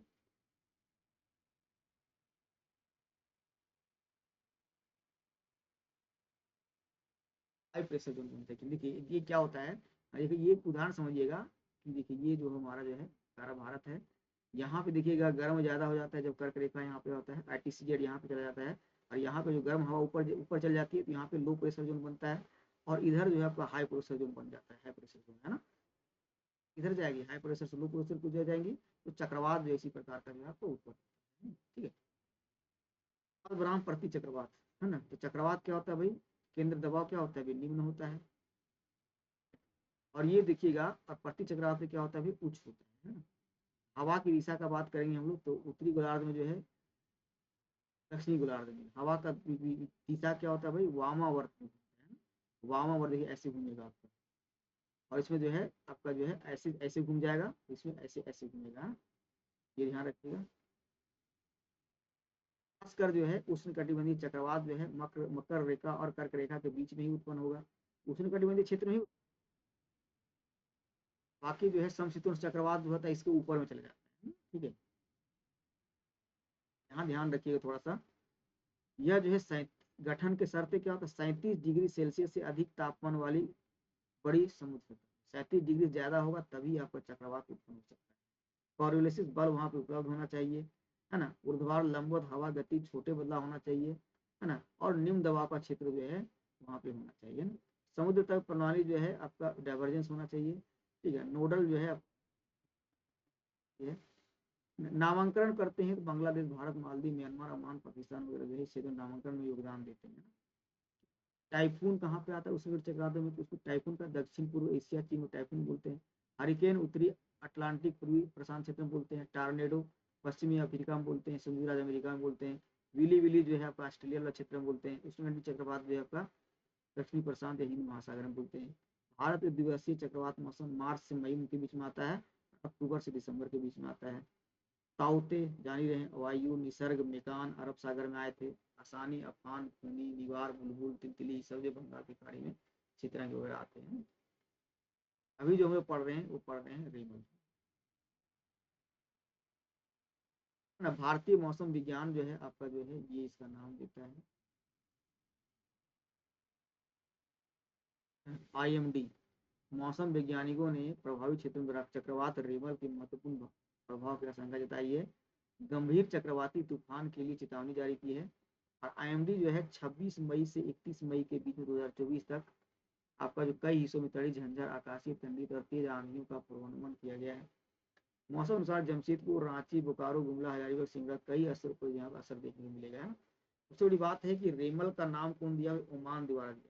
बहुत बहुत इंपॉर्टेंट है, रेमल का नाम कौन देता है भाई, ओमान देता है ना, ओमान। तो इसमें इसे क्षेत्र में आने वाला पहला चक्रवात है, पूछ सकता है। रेमल का मतलब अर्थ क्या होता है, रे। रेमल मतलब क्या होता है, रे से रेत, रे से रेमल है, रे से रेत, रे से। मणिपुर में झारखंड के मजदूरों पर बहुत जबरदस्त हमला हुआ था, ये याद रखिएगा। झारखंड में मजदूरों जो बेहतर अवसरों की तलाश में 2024 शुरुआत में संघर्ष प्रभावित मणिपुर में चले गए थे, जब इम्फाल में सशस्त्र अपराधियों द्वारा एक व्यक्ति की घातक गोलीबारी, 2 अन्य घायल होने के बाद बड़ी संख्या में वापस आ रहे हैं। ठीक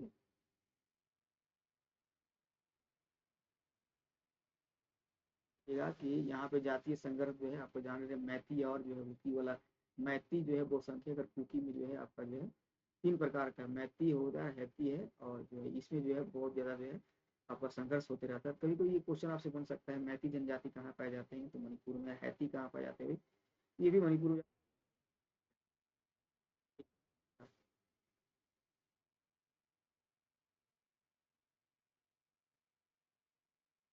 एक और हम लोग देख लेते हैं, मैती समुदाय जो है, मैती लोगों में, मणिपुरी के लोगों में पाया जाता है। प्राथमिक भाषा मैतेई यही लोग है।